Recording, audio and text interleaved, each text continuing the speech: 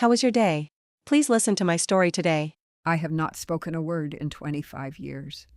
My son poisoned my tea in 1998 to keep me quiet.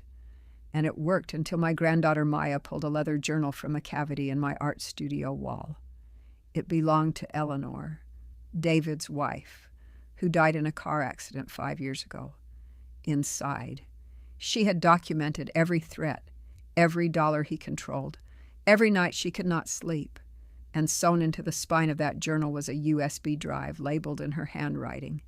Voices on it. My son's voice, calm and ordinary, telling Eleanor he would find her anywhere. Find Maya.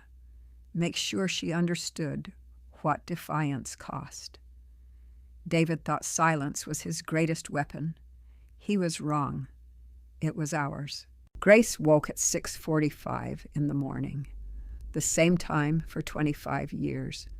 Her body kept this schedule even though her voice had left when the stroke came at 48. She lay in bed for 3 minutes, listening to the old townhouse settle. Pipes groaned somewhere in the walls. The refrigerator hummed downstairs. Outside, Baltimore humidity pressed against the windows. She reached for her whiteboard. It sat on the nightstand where it always sat. Black marker clipped to the wooden frame. Yesterday's words covered the surface, scratched out and written over so many times that the board had worn thin. She picked up the eraser and wiped it clean with practiced motions. Erasing your own voice every night became ritual after enough years. Grace sat up slowly, her 73-year-old body moving with careful deliberation. The stroke at 48 had stolen everything. The part of her brain that controlled speech never grew back. Doctors said it might recover. It never did. She had made peace with permanent loss. You accept it and build your life around the hole it left. She wore the same gray robe every day, fabric soft from years of washing. The doctor had recommended routine back in 1998.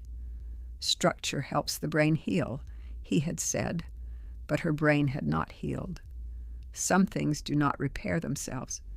You just learn to live differently. She wrote on the whiteboard in careful letters. Good morning. Grace. Tuesday, May 21st. Art studio. Inventory. Call Tom. Every word mattered when words were all you had.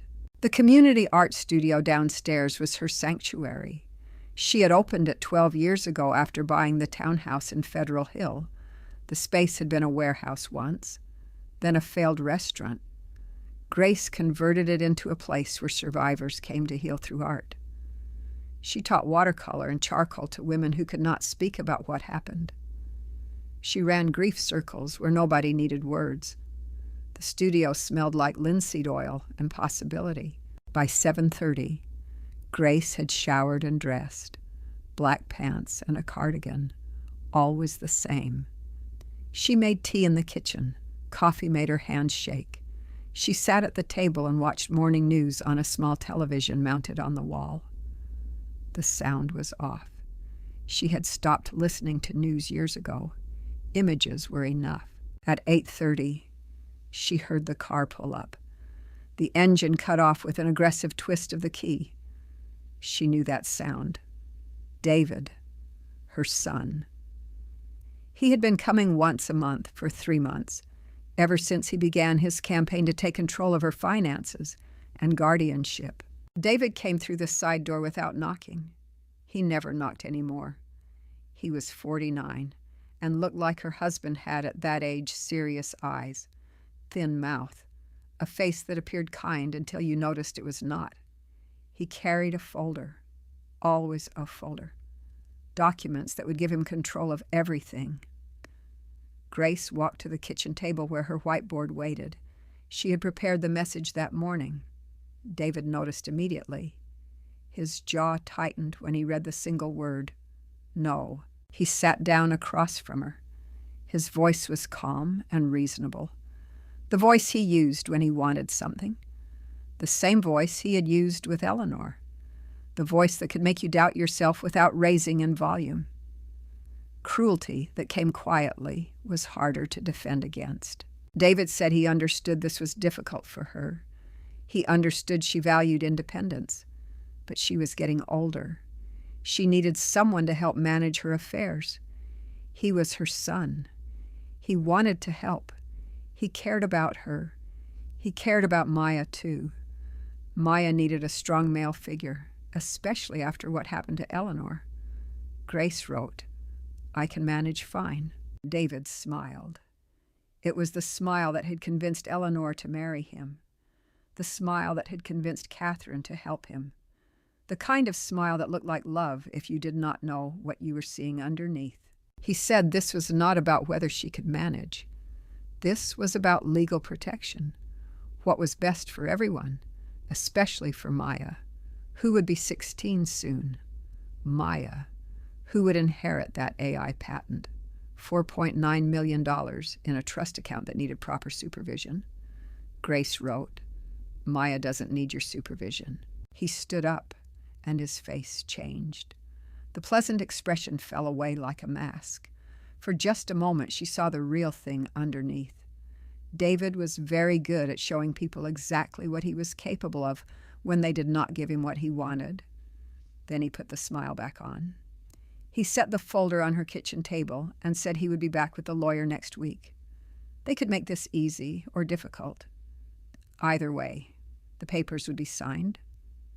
He kissed her forehead and left. Grace sat alone with her cold tea and the folder on the table. She thought about Eleanor. She looked at the kitchen wall. Brick and plaster more than 100 years old. Behind it, hidden in the cavity between original brick and newer plasterboard, was Eleanor's journal. She had placed it there herself, 5 years ago, the week after Eleanor's car crashed on Route 40. She had been waiting ever since. Grace picked up her whiteboard and wrote, "Eleanor, I am sorry. I could not speak for you then, but I am listening now," after David left. Grace sat with the folder unopened on the kitchen table for a long time. She did not need to read it. She already knew what was inside. More legal language designed to make theft sound like protection. More signatures on lines that would hand her life over to the one person she trusted least in this world. She closed her eyes and let herself drift backward. The memories came whether she invited them or not. They always started the same way, with a young woman standing in Grace's kitchen in 1998, holding a cup of coffee with both hands and trying not to cry. Susan Martinez was 20 years old and had been dating David for 2 years. She was beautiful in the way that frightened women sometimes are, where the beauty becomes armor you wear to keep people from looking too closely at what is happening underneath. Susan smiled constantly. She laughed at everything David said.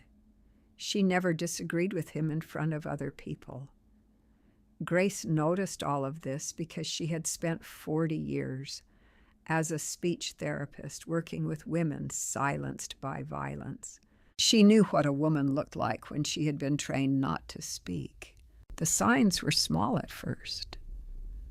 Susan always checked her phone before answering a question, as though confirming what she was allowed to say. She flinched when David raised his hand to scratch his own face. She wore long sleeves in July. She never visited Grace alone, because David always drove her and waited in the car outside. One afternoon in August, David left to use the bathroom during a family dinner. Susan looked at Grace with an expression Grace would never forget. The look of someone drowning in calm water, where nobody on shore can see the current pulling you under. Susan whispered, "He checks my phone every night. He tells me what to wear. He says no one else will ever want me. I do not know how to leave." Grace had heard these words hundreds of times in her career. She knew the pattern control, isolation, escalation. She knew where it led if nobody intervened. So Grace intervened.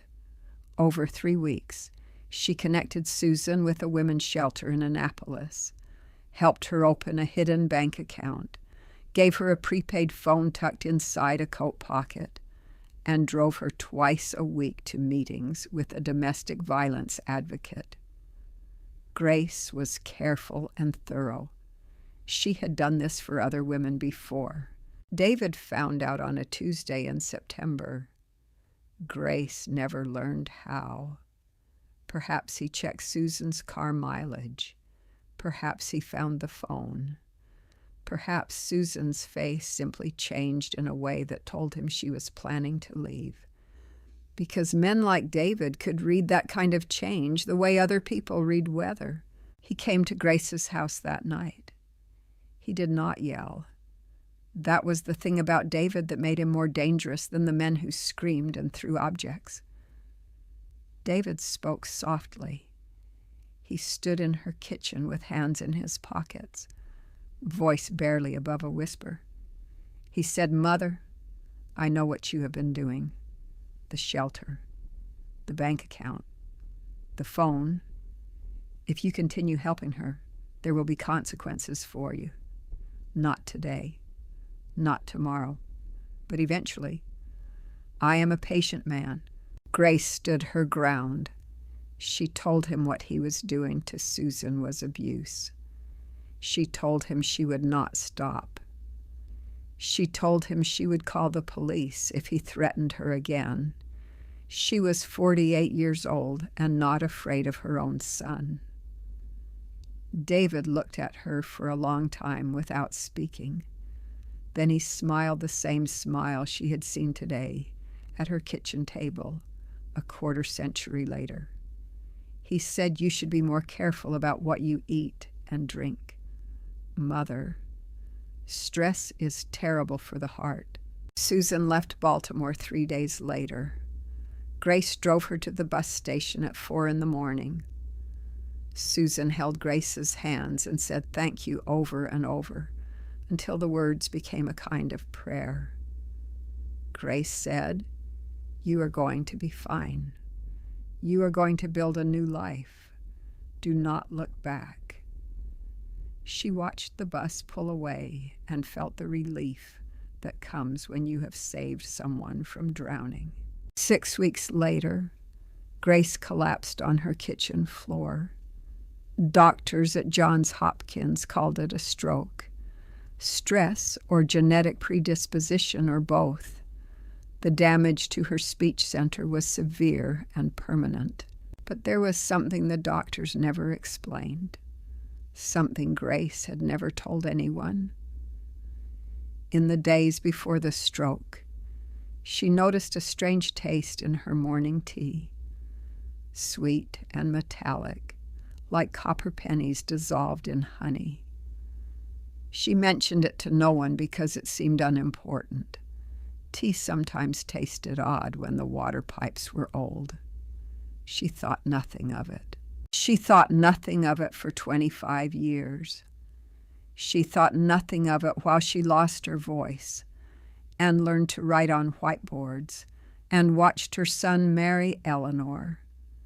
She thought nothing of it while Eleanor slowly disappeared into the same silence Susan had once lived in. She thought nothing of it while Eleanor died in a car accident on Route 40 that police called tragic but unavoidable. But sitting in her kitchen now, with David's folder on the table and his threat still hanging in the air, Grace thought about that taste again. Sweet and metallic, copper pennies in honey. She thought about what David had said in 1998. You should be more careful about what you eat and drink. Mother, for the first time in 25 years, Grace allowed herself to consider the possibility that her stroke had not been an accident at all. that her silence had been manufactured, that her own son had taken her voice on purpose. The way you remove a witness from a case you do not want anyone to investigate. Grace opened her eyes.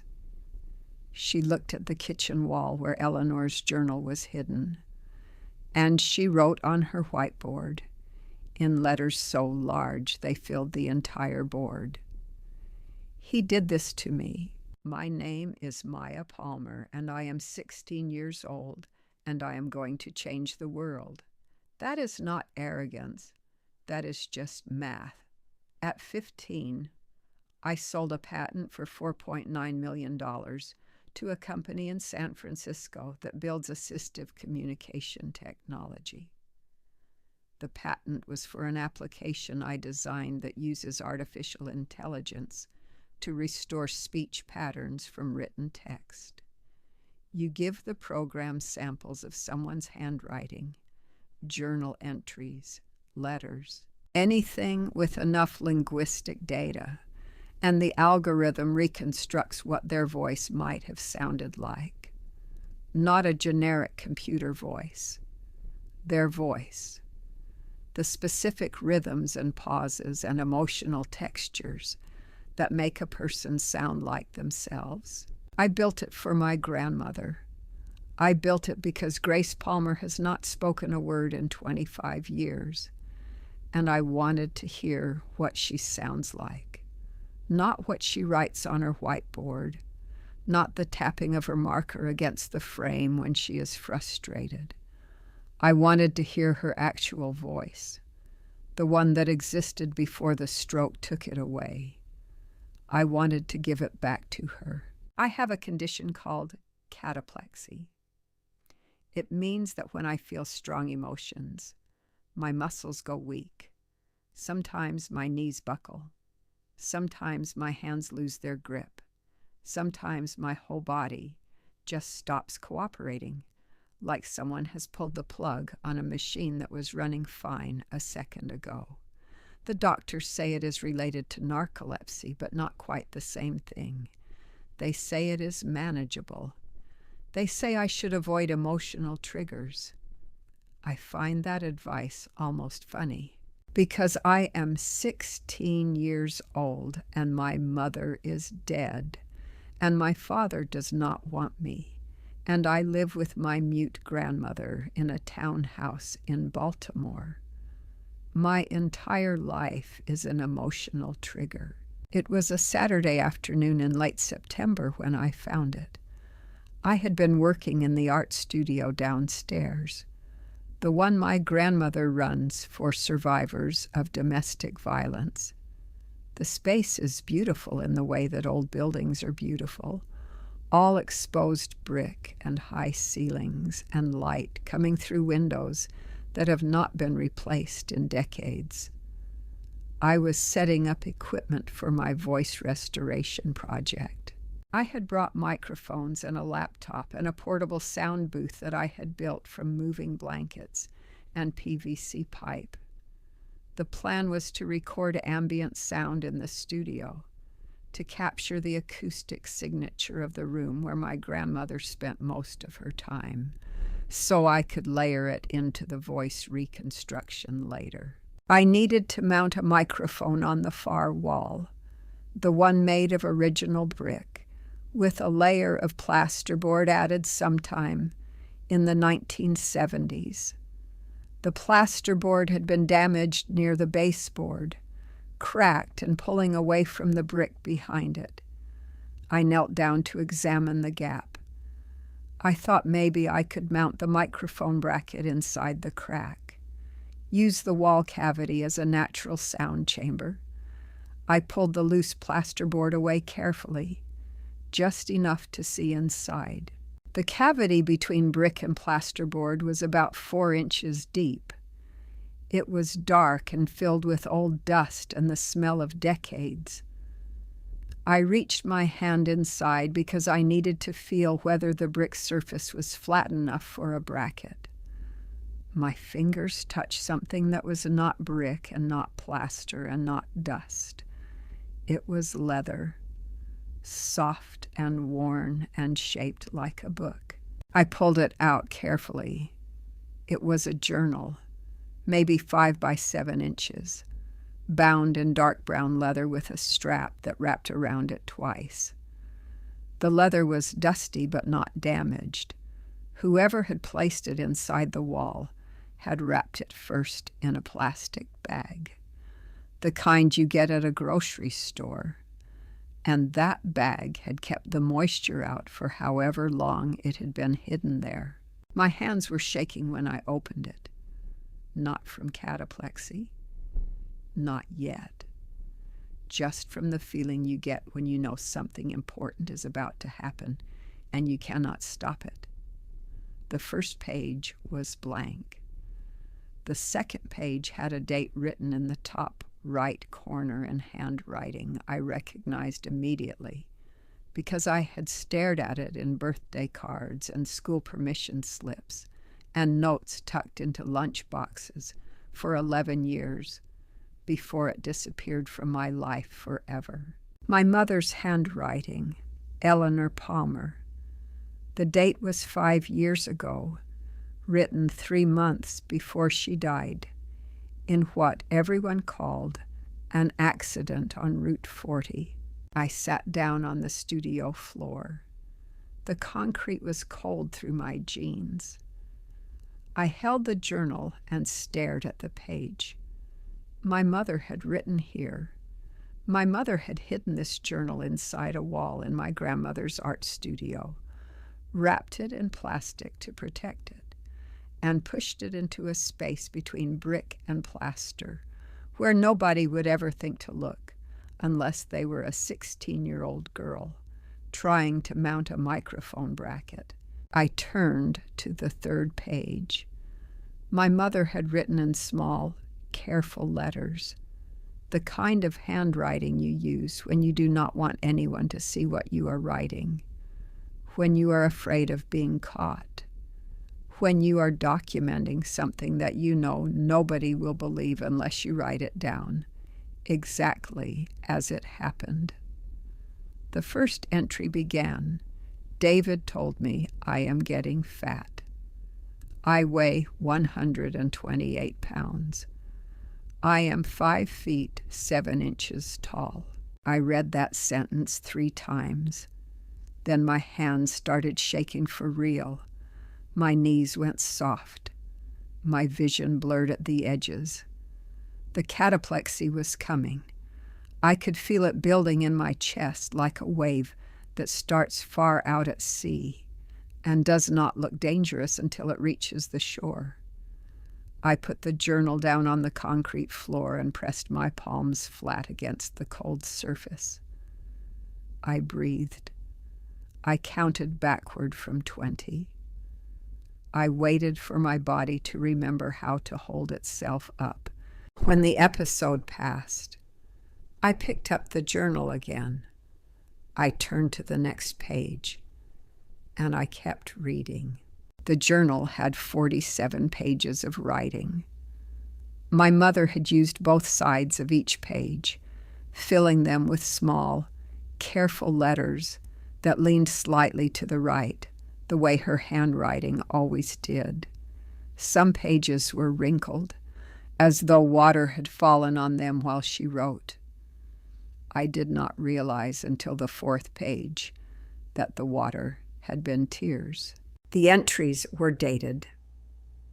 They began in January 5 years ago and ended in April of that same year. 3 months of writing. 3 months before her car went off Route 40 and rolled twice and came to rest in a drainage ditch. I sat on the studio floor and read every word.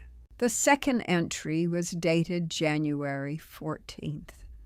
My mother wrote, "David controls all the money. Every dollar goes through him. I asked for $30 to buy Maya new shoes for school. He said no. He said I spend too much. Maya wore the old shoes for another month until the sole separated from the toe. I taped them with duct tape and told her they were special shoes. I remembered those shoes. I remembered the duct tape. I remembered thinking my mother was being creative and fun. I did not know she was being poor inside her own marriage. I did not know that asking for $30 for your daughter's shoes could be an act of courage in a house where your husband controlled every cent you touched. The third entry, January 29th. David says Grace does not like me. He says his mother thinks I am not good enough for him. But Grace cannot speak. She cannot tell me what she thinks. I watch her face when David says these things. Her eyes change. I think David is lying. I think Grace loves me. But I cannot ask her because she cannot answer, and David is always in the room. I looked up at the studio walls. My grandmother's paintings hung everywhere. Watercolors of women with their mouths open, singing or screaming. You could not tell which. I thought about all the things Grace had wanted to say to my mother and could not. All those years of silence between two women who loved each other, with David standing in the middle like a wall neither of them could see past. The fourth entry, February 12th. David put a tracker on my car. I found it under the dashboard. It records everywhere I go, every grocery store, every school pickup. I feel like I am living inside a cage that follows me everywhere. The fifth entry, March 1st. The handwriting was different here, smaller and pressed harder into the page.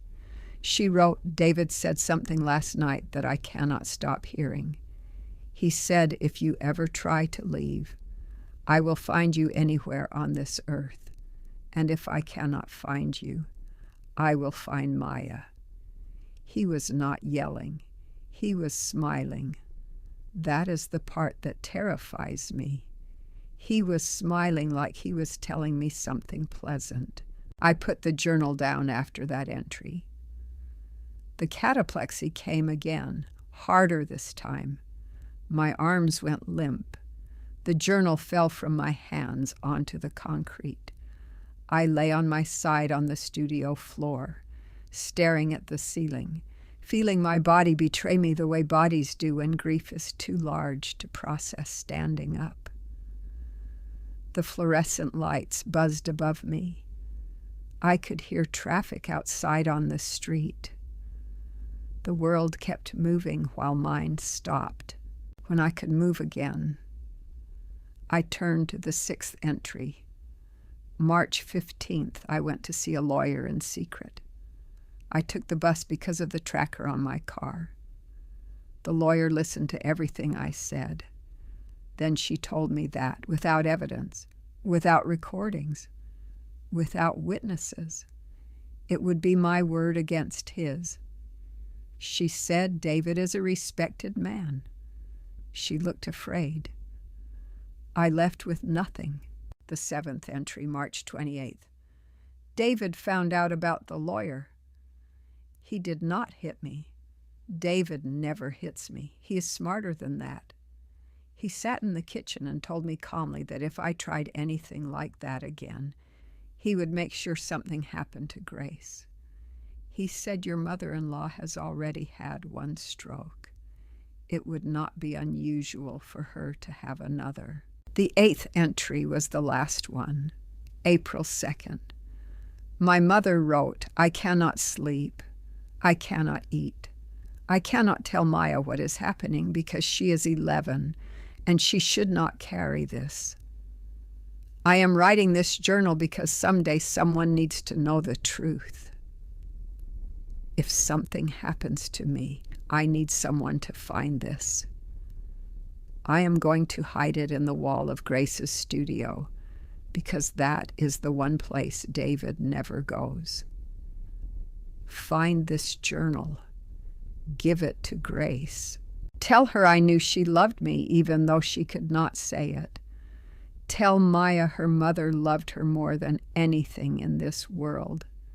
Tell Maya I am sorry I could not be brave enough to leave. I closed the journal. I was crying so hard I could not see the pages. My mother had written these words 5 years ago, alone and terrified and trapped in a marriage that was killing her slowly before it killed her all at once. Then I noticed something I had missed. The leather binding along the spine was thicker than it should have been. I ran my fingers along the edge and felt a hard, flat object sewn into the leather. I pulled the stitching apart carefully. Inside the spine, my mother had hidden a small USB drive, black, no bigger than my thumbnail.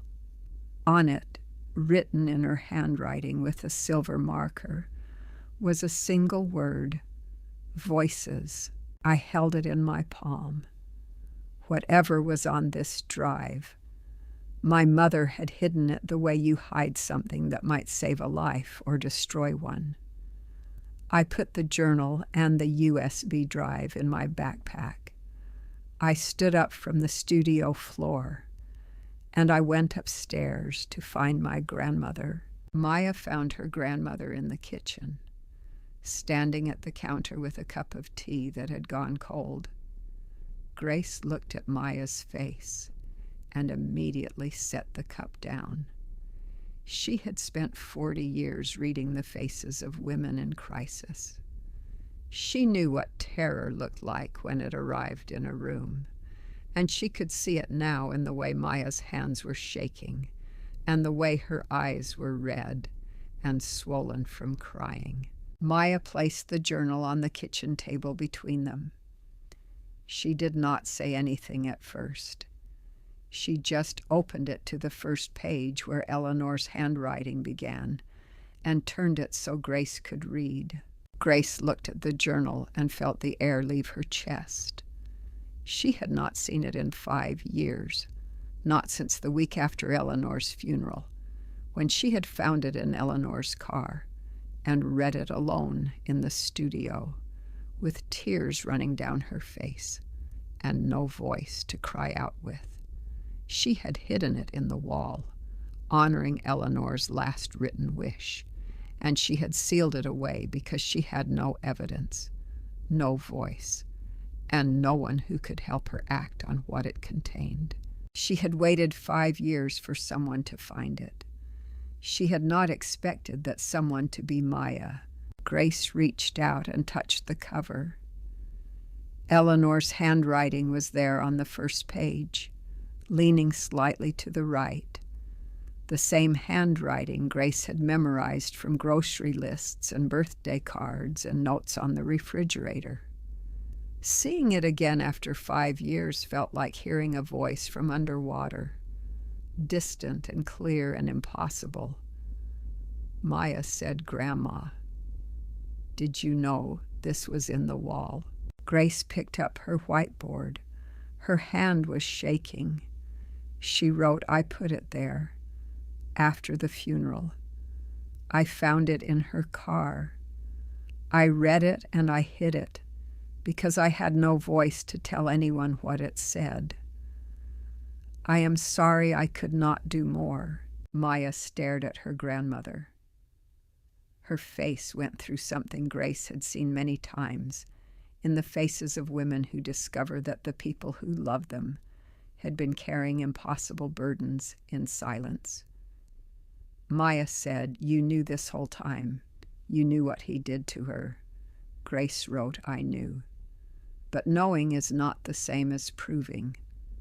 I had no evidence, no voice, no one to listen. I hid it and I waited, and I prayed that someday the right person would find it." Maya was quiet for a long time. Then she reached across the table and held her grandmother's hands. They sat together in the kitchen in silence, 2 women separated by 57 years, connected by Eleanor's words and the weight of what they both now carried together. After a while, Maya pulled the USB drive from her pocket and placed it on the table. She said, "This was hidden in the spine of the journal. Mom labeled it Voices. Did you know about this?"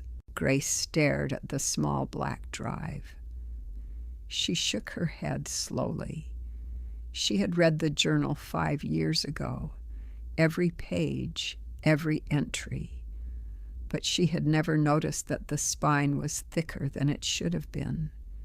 She had never thought to check the binding for something hidden inside. Eleanor had sewn the USB drive into the leather, and Grace had missed it completely. Grace wrote, "I did not know." "What is on it?" Maya said. "I have not listened yet. I wanted to be with you when we did." Grace wrote, "We need Tom." Tom Rivera arrived 40 minutes later. He came through the front door with a quiet knock and a pause. Tom was 68 years old and retired from the FBI for 3 years. He had spent his career investigating domestic violence cases and testifying in courtrooms where justice sometimes arrived and sometimes did not.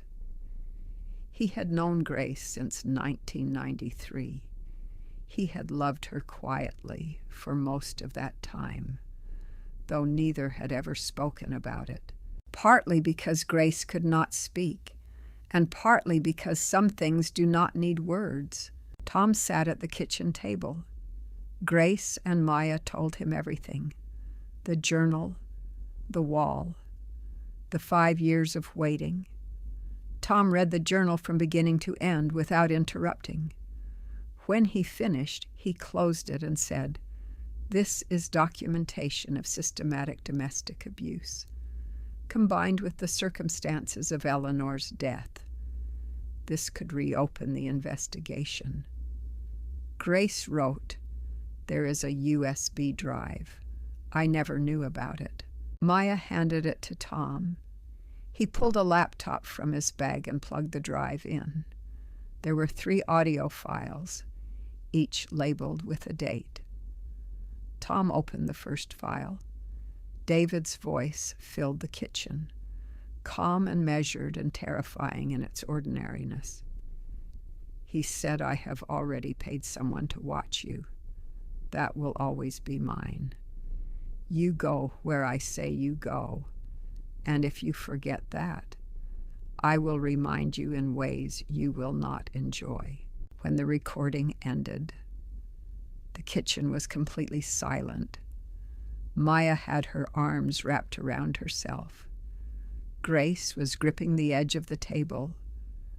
Tom was staring at the laptop screen with the expression of a man who has spent his life fighting a kind of evil that never runs out of new victims. Tom said, "This is admissible." His voice, date-stamped files, combined with the journal. "This is a prosecutable case." Grace wrote on her whiteboard, "How long has he been like this?" Tom paused. He reached into his bag and pulled out a manila folder, the kind FBI agents carry when they have been working on something they cannot let go of. He opened it on the table and said, "Grace, I need to tell you something. I have been looking into David for a long time. There was someone before Eleanor." Grace stared at him. Maya stared at him.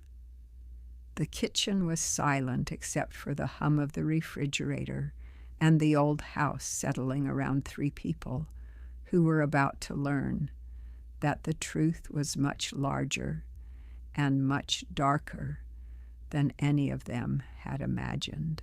Tom opened the manila folder and spread its contents across the kitchen table.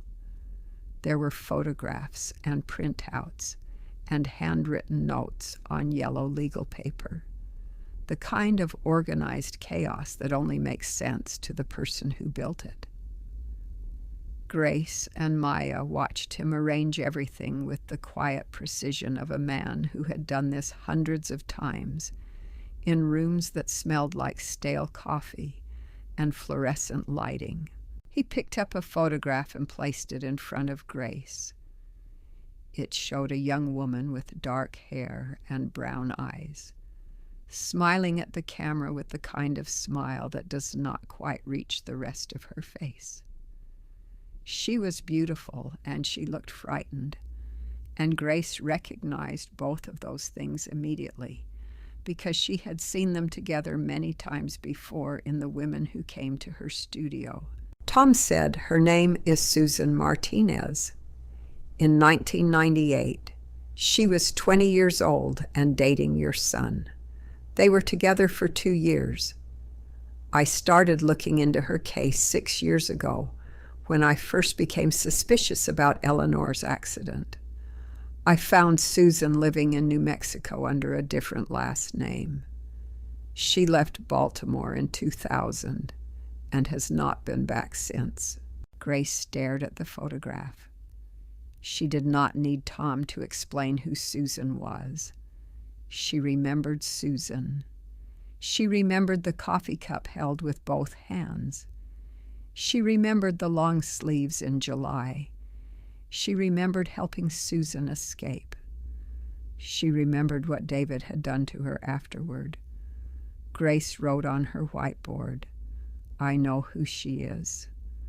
I helped her leave." Tom nodded slowly. He said, "I know you did," Susan told me. When I found her and asked about David, she told me everything. The control, the isolation, the threats. She described the same pattern Eleanor describes in that journal, the same techniques, the same language, even some of the same phrases, word for word, 20 years apart. Tom pulled another sheet from the folder. It was a timeline he had built on graph paper, handwritten in red ink. He placed it on the table and pointed to the dates. He said, "Look at this.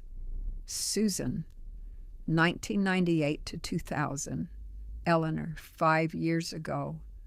The same methods, the same escalation, the same endgame. This is not a man who made a mistake. This is a man who has been perfecting a method for more than 2 decades. Grace stared at the timeline. She saw the dates arranged in sequence. She saw her own name written at the top with a question mark beside it. She saw David's name at the center, connecting everything like the hub of a wheel. Tom said, "There is more I need to investigate." Eleanor's car accident had details that never added up. The brake fluid was nearly empty. Her phone record showed 47 calls from David in the 12 hours before the crash. The toxicology report had anomalies that were never explained. None of these were followed up at the time. With this journal and these recordings, I can take this to the FBI and request a formal reopening of the case. He paused. Then he said, "Grace, there is something else I need to ask you, something I have been thinking about for a long time. Your stroke, the timing of it, 6 weeks after Susan left Baltimore, 6 weeks after you stood up to David." Grace sat motionless at the kitchen table. The whiteboard rested in her lap. She was looking at the timeline, at the date of her stroke written in red ink, at the month and year that matched the month Susan had escaped, September of 1998. The month David warned her about stress being terrible for the heart. The month she started tasting copper pennies in her morning tea. Tom watched her face. He had known Grace long enough to read her silences the way other people read speech. He could see the connection forming behind her eyes. He said very quietly, "Grace, I need to ask you something. In the weeks before your stroke, did you notice anything unusual? Anything about your food or your drinks? Anything that tasted different? Grace picked up her whiteboard. Her hand was trembling so badly that the letters came out jagged and uneven. She wrote my tea. It tasted sweet, metallic, like pennies. Tom closed his eyes for a moment. When he opened them, his expression had changed from investigator to something closer to grief. He said, I need to take this to the FBI. I need access to medical records and purchase histories that require a federal subpoena. If David did what I think he did, the evidence will be there. But I need the Bureau's resources to find it. Maya looked at her grandmother. She looked at Tom. She said, Are you saying David might have poisoned her? Are you saying the stroke might not have been natural? Tom said, I am saying I have suspicions that go back years. And now, with this journal and these recordings, I have enough to turn suspicions into an investigation. But I need to do this properly. I need the FBI behind it. I need forensic evidence, not just a theory. Grace wrote on her whiteboard in large, firm letters, Then go. Find it. Find everything. Tom said I will, and I am going to call Susan. She needs to know about Eleanor. She needs to know that the man she escaped 25 years ago did not stop. She has journals of her own, and those journals may be the key to proving this is a pattern, not an isolated incident. The three of them sat at the kitchen table in the dim light of the townhouse kitchen, surrounded by photographs and a timeline and a journal that had lived inside a wall for 5 years. Nobody spoke. Nobody moved. The refrigerator hummed. The old house settled. And somewhere in the silence, a decision was being made that would change all of their lives forever. Tom drove to the FBI field office in Baltimore the next morning. He had called ahead and spoken to a former colleague named Janet Wu, a supervisory special agent who ran the Domestic Violence and Human Trafficking Division. Janet owed Tom 3 favors from their years working together, and he had never collected on any of them until now. He told her he had a case that involved a possible homicide disguised as an accident, possible poisoning, and a pattern of domestic abuse spanning more than 2 decades. Janet said, "Come in. Bring everything you have." The field office was a gray building on a gray street that looked like every other federal building neighborhood in every American city. Tom carried 2 boxes of materials through security and up to the 3rd floor, where Janet had cleared a conference room. The room had a long table, a whiteboard on wheels, and a projector connected to a laptop. It smelled like dry erase markers and reheated lunch. Tom spent the first 2 hours organizing. He pinned photographs to the whiteboard. Susan Martinez on the left, dated 1998. Eleanor Palmer in the center, dated 5 years ago. Grace Palmer on the right, with a question mark next to her name and the word stroke in quotation marks. Below each photograph, he wrote dates and key events in red marker. Below those, he drew lines connecting the women to David Palmer, whose photograph sat at the top of the board like the center of a spider web.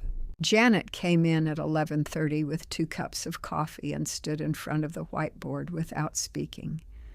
She was 52 years old and had been doing this work for 26 years. She had seen men who moved through women the way some people move through cities, leaving damage that did not become visible until years later. Janet said, "Walk me through it." Tom started with Susan. He described the relationship, the abuse, Grace's intervention, Susan's escape. He described David's threat about being careful with what she ate and drank. He described Grace's stroke 6 weeks later and what Grace had told him the night before, that her morning tea had tasted sweet and metallic, like copper pennies in the days before the stroke. Janet said, "You think he poisoned his own mother?" Tom said, "I think the timing is too precise to be coincidence, but I need your resources. I need subpoena power to pull medical records and purchase histories I cannot access as a retired agent." Janet picked up her phone and made 2 calls. The first was to the Bureau's forensic database team, requesting an emergency search of offshore pharmaceutical transactions linked to David Palmer's name and known aliases. The second was to a federal judge she knew who could expedite subpoenas in domestic violence cases. Within an hour, a junior agent brought a printout into the conference room and placed it on the table. Janet read it and looked up at Tom. She said in September of 1998, David Palmer placed an order through an offshore medical supplier. The substance is classified as a central nervous system depressant. In small doses, it causes fatigue and confusion. In larger doses, it can trigger stroke-like symptoms. This is the same compound we found in the Morrison case in 2014, where a husband was dosing his wife's morning juice before she had a series of mini strokes. Tom stared at the printout. 6 years of quiet suspicion confirmed in a single document. He said Grace's stroke was 25 years ago, but this purchase record places the substance in David's possession at the exact time her symptoms began. Janet made a note on her legal pad. She said, "Continue." Tom moved to Eleanor. He described the marriage, the journal, the escalation, the threats against Maya. He described the car accident on Route 40. He opened his laptop and showed Janet the FBI preliminary report, which he had obtained through a Freedom of Information request 2 years earlier. The report noted 3 things flagged but never followed up. First, the brake fluid reservoir was nearly empty. Second, Eleanor's phone records showed 47 incoming calls from David in the 12 hours before the accident. Third, the toxicology report showed traces of a compound attributed to prescribed anxiety medication, but Eleanor's doctor had no record of prescribing it. Janet said none of these alone would reopen a case, but together with the journal and the recordings, you have something real. Tom said, "There is more."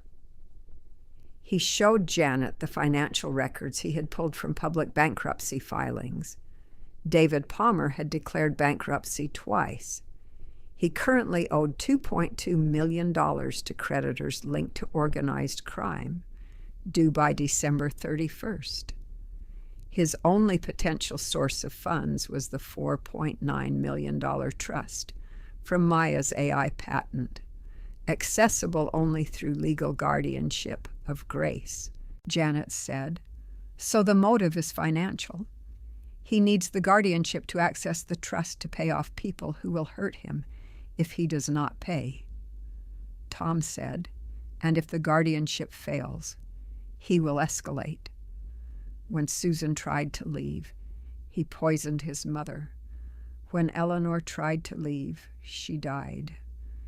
If Maya or Grace become obstacles, I believe he is capable of harming them.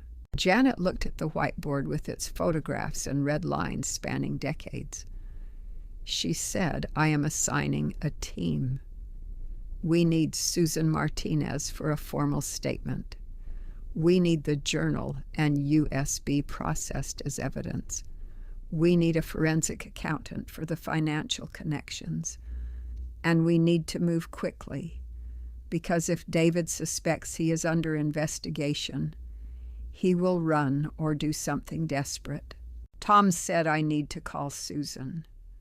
She does not know about Eleanor. She does not know the man she escaped went on to kill someone. Janet said, make the call. And Tom, be gentle. She has been carrying this for a long time. Tom sat alone in the conference room after Janet left. The whiteboard with its photographs and red lines stared back at him.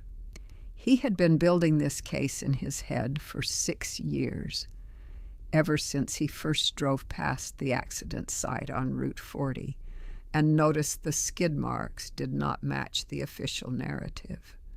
A car with functioning brakes does not leave those kinds of marks. A car with functioning brakes does not drift across 2 lanes and down an embankment at 40 miles per hour on a dry road in clear weather. He had kept his suspicions to himself for years. Suspicion without evidence is just noise, and noise gets people hurt. But now he had evidence, the journal, the audio recordings, the purchase records, the toxicology report, the financial motive. It was enough to make a phone call he had been putting off for months. Tom pulled up Susan Martinez's contact information. She was living in Albuquerque under the name Susan Reyes. She worked as an office manager at a veterinary clinic. She had never married. She had no children. She had built a small, quiet life in the desert, as far from Baltimore as she could get without falling into the Pacific Ocean. He dialed her number. It rang 4 times. A woman's voice said, "Hello." Tom said, "Miss Reyes, my name is Tom Rivera. I am a retired FBI agent, formerly based in Baltimore. I am calling about a man named David Palmer." The line went silent. Tom could hear breathing on the other end, the kind of breathing that happens when your body remembers something your mind has spent years trying to forget. He waited.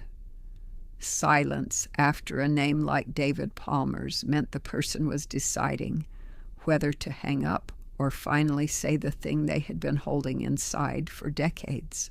Susan said, "What did he do?" Tom said, "I am working with the FBI on a case involving David Palmer and his late wife. Eleanor Palmer. Eleanor died 5 years ago in a car accident we now believe was not an accident." Susan's voice became smaller and tighter. She said, "Eleanor. Is she okay?" Tom said Eleanor died 5 years ago. Her car went off Route 40. The official report called it an accident. We no longer believe that is true. The sound that came through the phone was not a word. It was something between a gasp and a moan. Susan said he killed her. Oh, God, he killed her. Tom said, "We are building a case. Your testimony about the abuse you experienced could establish a pattern of behavior that supports the charges we are preparing. Would you be willing to speak with us formally?" Susan said, "I have journals from when we were together. I kept them in a storage unit in Albuquerque. I never threw them away. I told myself I was keeping them in case I needed proof.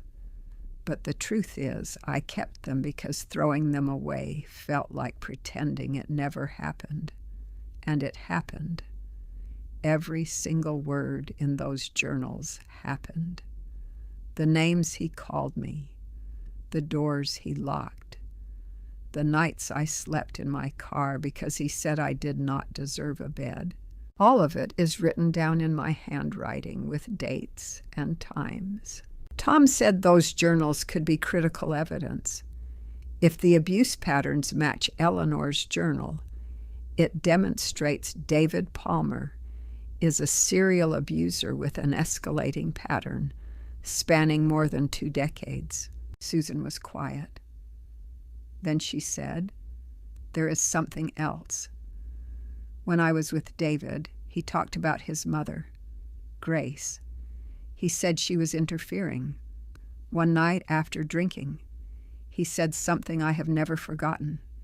He said my mother thinks she can control me, but I know how to handle people who try to control me.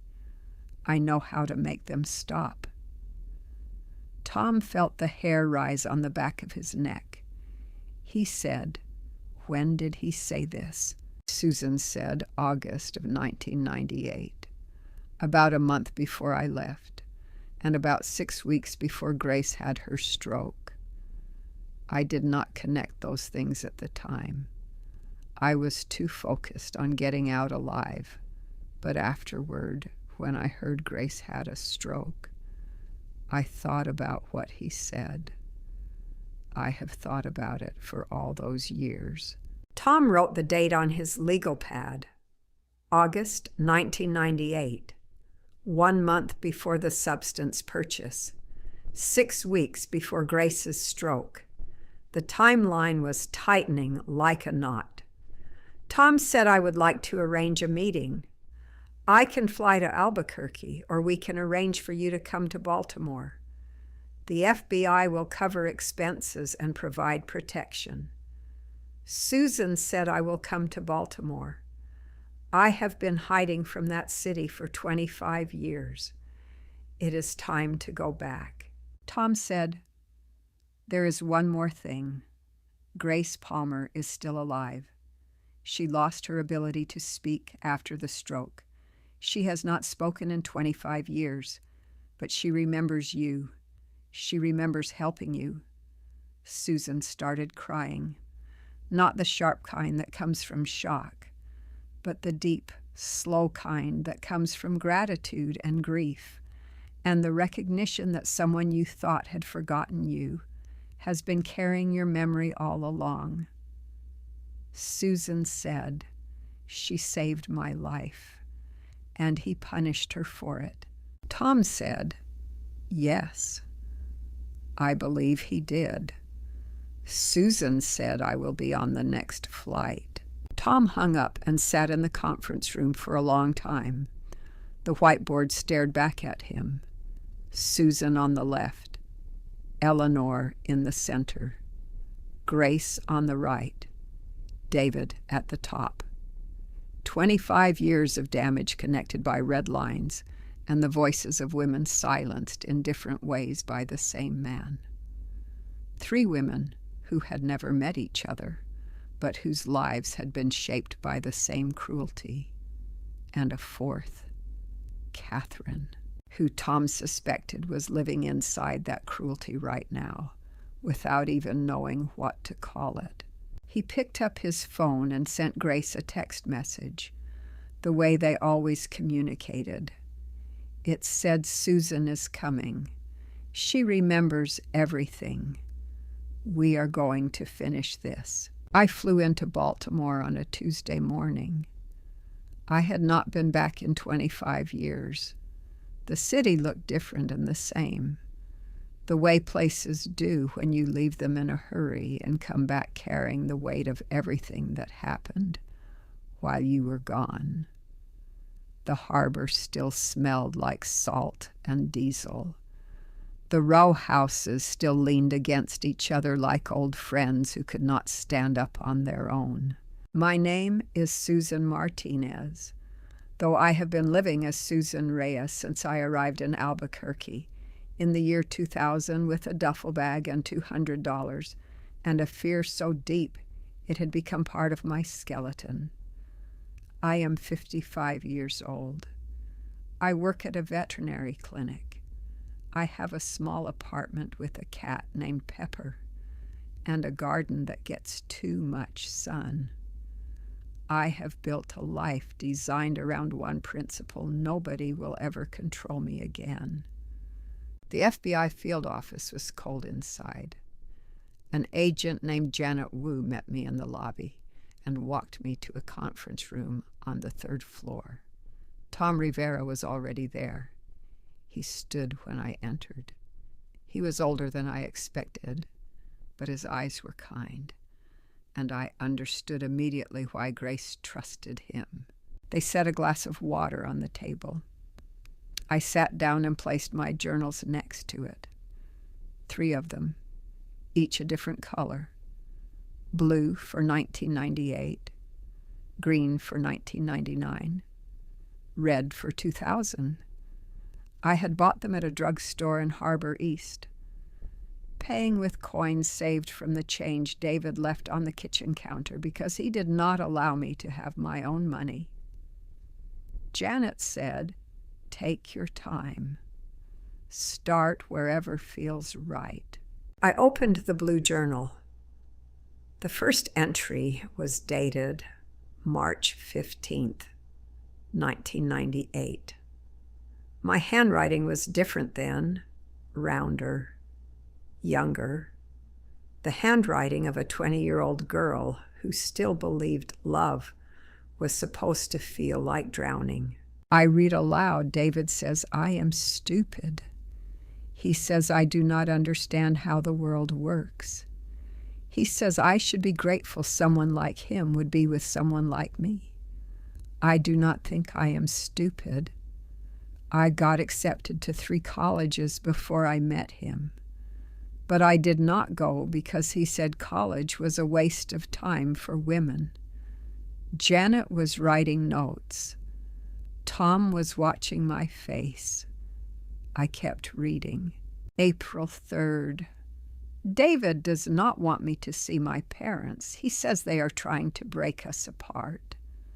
My mother called 3 times last week. David answered each time and told her I was busy. I was sitting in the next room listening to him lie. I wanted to scream, but I did not, because the last time I raised my voice, he did not speak to me for 4 days. 4 days of silence in a small apartment is its own kind of violence. I stopped reading and looked at Tom.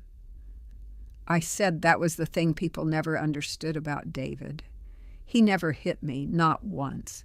He never had to. He had other ways of making you disappear. Silence, control. The way he would look at you when you said something he did not like. As if you were a stain on the carpet, he had to decide whether to clean or cover with furniture. I opened the green journal. 1999. The entries were shorter. My handwriting had gotten smaller, as though I was physically shrinking on the page. June 12th. David monitors my phone. He checks the call log every night. He reads my messages. He installed something on my computer that tracks every website I visit. I feel like I am living inside a glass box where he can see everything, but I cannot see out. August 9th. I am not allowed to leave the apartment without telling David where I am going and when I will be back. If I am late by 10 minutes, he calls.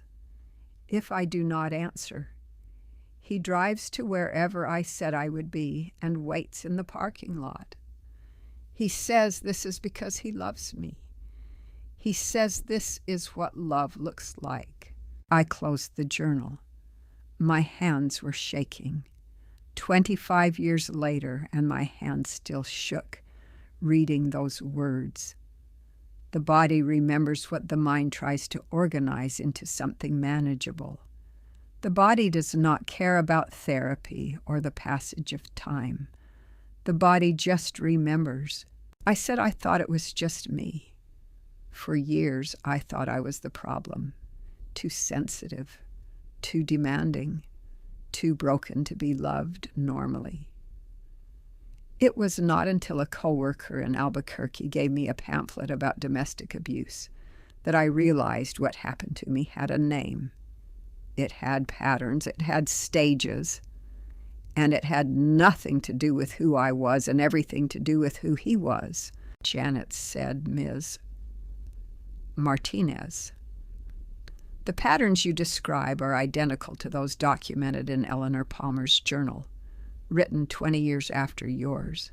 The same monitoring language, the same isolation from family, the same financial control, the same use of silence as punishment. Something cracked open inside my chest when she said that. Not broke. Cracked open. Like a door sealed shut for 25 years, finally letting air through. Because all those years I had carried the secret of David Palmer alone. I told no one in Albuquerque. I kept my journals in a storage unit like evidence from a crime nobody else believed had been committed. And now someone was telling me another woman had written the same story in her own handwriting, 20 years later, hidden in a wall. I was not alone. I had never been alone. There had always been another woman carrying the same weight, writing the same words, living inside the same cage. The only difference was that Eleanor had not survived it. The meeting was arranged for the following afternoon in a quiet room at the FBI field office. Janet Wu had chosen the space carefully. Soft lighting, a couch instead of metal chairs, tissues on the table, and a small plant on the windowsill that somebody had remembered to water. The kind of room they used for victim interviews when the goal was comfort rather than interrogation. Susan arrived first. She sat on the couch with her hands folded in her lap and her back very straight, the posture of a woman who had spent a quarter-century learning how to appear calm when she was terrified. She had dressed carefully that morning, a blue blouse and gray pants. She had looked at herself in the hotel mirror and tried to see what Grace would see. Would Grace recognize the 20-year-old girl she had driven to the bus station at 4 a.m? Susan was 55 now. Gray in her hair, lines around her eyes. She was not the girl who had whispered for help across a dinner table. Tom brought Grace in at 2:00. Grace walked slowly, leaning on a cane she sometimes used. She wore her usual black pants and cardigan. Her whiteboard hung from a strap around her neck. She looked older than Susan had imagined, but her eyes were the same, dark and watchful and full of intelligence that did not need language. Susan stood. The two women looked at each other across the small room. 25 years collapsed into nothing. Susan saw the woman who had driven her to the bus station in the dark. Grace saw the girl who had whispered for help while David was in the bathroom. Susan said, "You are Grace. You saved my life." Grace nodded, her eyes filled with tears. She wrote on her whiteboard, "Did he hurt you badly?" Susan's composure broke in pieces, the way glass breaks when it has been holding pressure for too long. She said, "For 2 years. He controlled everything. My money, my phone, my friends, where I could go and when I could come back. He told me no one would ever want me. He told me I was stupid and ugly and lucky to have him. And I believed it. I believed all of it because when someone says those things to you every single day, your brain starts treating them as facts instead of lies. You showed me they were lies." Grace sat on the couch next to Susan. She wrote, "I should have done more. I should have stopped him." Susan shook her head. She said, "You did everything you could. the shelter, the phone, the bus station at 4 a.m. You risked yourself, and he punished you for it. Grace looked at Susan with an expression Susan would later describe as the most painful thing she had ever seen on a human face. The expression of a woman who had known for all those years she had been silenced on purpose, but had never heard anyone confirm it. Shh, Grace wrote. He took my voice because I used it to help you. Susan took Grace's hand. She held it the way you hold something precious found again, after believing it was lost. She said, I am so sorry. I am so sorry he did that to you because of me. Grace shook her head firmly. She wrote, not because of you, because of him. He did this, not you. Tom stood near the door, watching. He had seen moments like this before in his career. Two victims of the same person finding each other and realizing they were not alone. It never got easier to witness. It never stopped meaning something profound. Two women who had never met, separated by 25 years, holding hands in an FBI room because a man they both feared had tried to destroy them both and had partially succeeded. Janet entered with a folder. She placed 2 documents on the table. One was the purchase record for the central nervous system depressant David ordered in September 1998. The other was Grace's medical file from Johns Hopkins. Janet said, Our consulting neurologist reviewed Grace's file this morning. The toxicity markers in her blood work are consistent with exposure to this compound. They were noted at the time, but attributed to stress. With the purchase record and the timeline, we believe Grace was deliberately poisoned. Susan looked at the documents. She looked at Grace. She whispered, He poisoned you 6 weeks after I left, because you helped me escape. Grace wrote, I tasted it in my tea, sweet like pennies. I thought it was the pipes. Susan gripped Grace's hand tighter. Tears came from the place where guilt and grief and rage converge into something too large for any single emotion.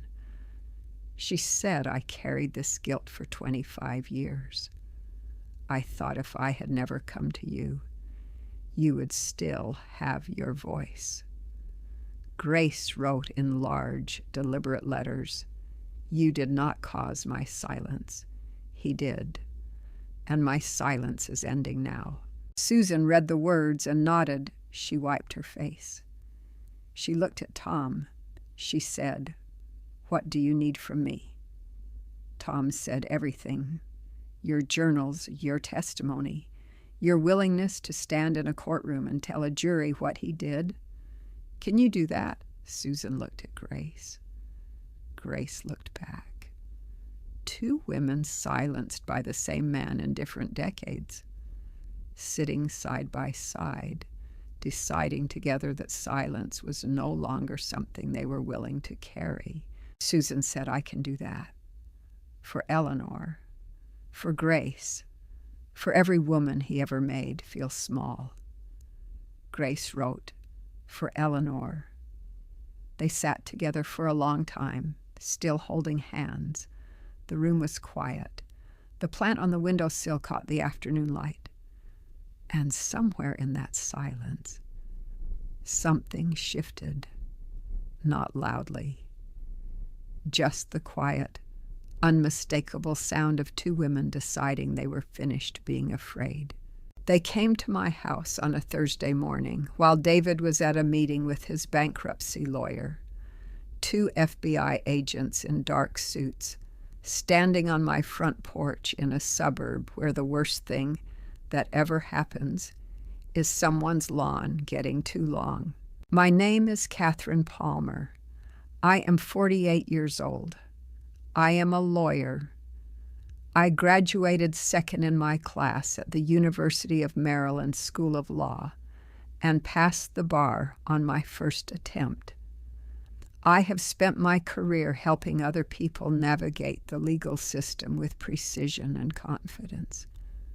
And I have spent my marriage unable to navigate my own life without permission from a man who smiles while he destroys you. The taller agent introduced himself. He said they were investigating David Palmer in connection with the death of Eleanor Palmer and related matters. He asked if I would be willing to answer some questions. He said I had the right to have an attorney present. He said I was not currently under arrest. I let them in. I do not know why. Maybe because I had been waiting for someone to knock on that door for 5 years. Maybe because the weight of what I knew had become heavier than the fear of what would happen if I told it. Or maybe because when you have been living inside a lie for long enough, the truth starts to feel like oxygen, and you will open any door to breathe it. We sat in my living room. The agent sat on the couch where David watches football on Sundays. I sat in the chair by the window, where I sit every evening pretending to read while I listen to David on the phone in the other room, trying to figure out which version of him I will be dealing with that night. The shorter agent asked Mrs. Palmer, "Are you aware of the circumstances surrounding Eleanor Palmer's death?" I said. "Yes, I am aware." She asked, "What are you aware of?" I said the thing I had been carrying for 5 years, the thing I had rehearsed in my head 1,000 times, the thing I had whispered to myself in the bathroom mirror when the shower was running, so David could not hear. I said I knew he killed her. I knew it was not an accident. I knew about the brake lines. I knew about the phone calls. I knew he had been drugging her for months before the crash. I knew all of it, and I said nothing. The room went very quiet. The taller agent wrote something in his notebook. The shorter agent looked at me with an expression I recognized from my own career. It was the expression of someone who has just received a confession and is trying to decide whether the person giving it is a perpetrator or a victim. In my case, the answer was both. She asked, "Why did you not come forward?" I said, "Because he threatened my children." I told them about the photographs. David had shown me pictures of our daughters at school, pictures taken from a distance, from a car parked across the street, the kind of photographs that look innocent until you understand what they mean. He had placed them on the kitchen table one evening after Eleanor's funeral, while the girls were upstairs doing homework. He had fanned them out like playing cards. Then he had looked at me and said, "Catherine, I need you to understand something. I can reach them anywhere, at school, at soccer practice, at their friends' houses. If you ever tell anyone what you know about Eleanor, I will make sure something happens to one of them. Not both, just one. So the other one can grow up knowing what her mother's honesty cost her sister." I told the agents that I had not slept through an entire night since that conversation. I told them I checked on my daughters every 45 minutes during the night. I told them I drove past their school 3 times a day. I told them I had installed cameras in every room of the house except the bathroom, not to watch my children, but to watch David, to know where he was at every moment. The shorter agent asked Mrs. Palmer, "Did David ever threaten you directly?" Not your children. You. I paused. I had never thought about it that way. I had spent so many years focused on protecting my daughters that I had not stopped to examine what was happening to me. But sitting in that living room with 2 FBI agents watching my face, I allowed myself for the first time to look at my own marriage the way I would look at a case file brought to me by a client. The financial control. David managed every account. I earned a good salary, but every dollar went into an account he controlled. I had to ask for money to buy groceries. I had to justify every purchase over $20. I had not bought myself new clothing in 3 years. The isolation. My college friends had stopped calling because David always answered and told them I was busy. My sister lived 45 minutes away, and I had not seen her in 8 months. My mother had died 2 years ago, and David told me I could not attend the funeral because we had a dinner reservation. The monitoring. David tracked my car. He checked my phone. He read my emails. He knew my passwords because he had set them all up himself. I looked at the FBI agents and said I did not realize until just now that he has been doing the same thing to me that he did to Eleanor. I am a lawyer. I know what domestic abuse looks like on paper, but I did not see it in my own house because he made it feel normal. He made it feel like marriage. The shorter agent said, "Mrs. Palmer, we can protect you and your daughters, but we need your full cooperation." I said, "You can have it.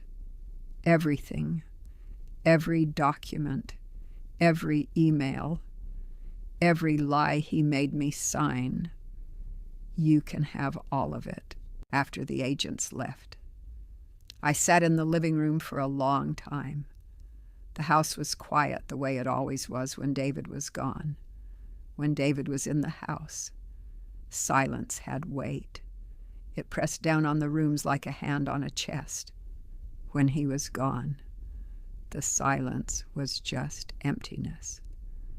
I had learned to tell the difference the way sailors learn to read the difference between calm water and the stillness before a storm. I walked upstairs to the bedroom. I opened the closet and knelt down and reached behind the row of David's shoes, all arranged by color the way he insisted, and pulled out a box. It was a shoebox from a pair of heels I had bought 4 years ago, the last purchase I made without David's permission.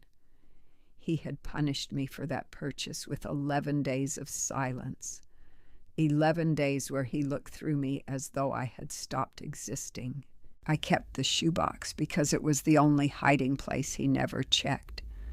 He had no interest in women's shoes. Inside the box were documents I had been collecting for 3 years. Not deliberately at first. In the beginning. I was just a lawyer doing what lawyers do, which is keep records. But over time, the collection had become something else. It had become evidence. There were copies of the guardianship papers David had asked me to prepare for Grace. I had drafted them myself, at his instruction, on my firm's letterhead. He had told me to backdate several of the documents to make it appear that Grace had agreed to the guardianship months earlier than she actually had. I had done it because he told me to, and because saying no to David was not something I had the courage for anymore. There were financial records, bank statements showing transfers to offshore accounts, credit card charges to companies that did not appear to exist, a spreadsheet David had created tracking his debts, the one he thought was hidden on his laptop, but that I had found one night when he fell asleep with the computer open. The total was $2.2 million. The creditors were not banks. They were names that sounded like people who did not send polite reminder letters. There were emails. David had used my email account to send messages he did not want traced to his own. He told me it was for tax purposes. I had read every one of them after he sent them. Messages to Eleanor's life insurance company. Messages to real estate agents about Grace's townhouse. Messages to a man named Victor, who appeared to be providing information about Maya's trust fund and how to access it. One email, sent 3 months ago, said the old woman cannot last much longer. Once I have guardianship, the trust dissolves into my control. Tell your people they will have their money by January. I had printed that email the night David sent it. I had held it in my hands and read it 6 times. I had understood exactly what it meant. David was planning to take control of Grace's finances, drain Maya's trust fund, and use the money to pay off debts to people who would likely kill him if he did not pay. His mother and his niece were nothing to him except a source of money. Eleanor had been nothing to him except an obstacle that he had removed. I sat on the bedroom floor with the shoebox open, and the documents spread around me like pieces of a puzzle I had been assembling for years, without admitting what the picture was. I picked up a photograph of my daughters. Emma was 14. Lily was 12. They were smiling on a beach in Ocean City from last summer. They looked happy and safe. They looked like children who did not know their father was a murderer and their mother was an accomplice. That word hit me like a physical blow. Accomplice. I was an accomplice. I had helped forge documents. I had allowed my email to be used for criminal communication. I had known about Eleanor's death and said nothing. I was not just a victim. I was a participant. And my daughters would grow up knowing that about me unless I did something to change the story. I picked up my phone and called the number the shorter FBI agent had left on a business card on my coffee table. She answered on the second ring. I said I have documents, financial records, emails, forged guardianship papers. I have everything you need to prove what David has been doing. I want to bring it all in tomorrow morning. She said, we will have a team ready for you. Mrs. Palmer, this is the right decision. I said, I know it is. But I need you to understand something. I am not doing this because it is the right thing to do. I knew it was the right thing 5 years ago when I did not do it. I am doing this now because my daughters deserve a mother who is not afraid anymore. They deserve to see what it looks like when a woman stops letting a man decide who she is. I hung up the phone. I gathered the documents back into the shoebox and placed it on the bed. Then I walked downstairs and made dinner for my daughters. Pasta with garlic bread.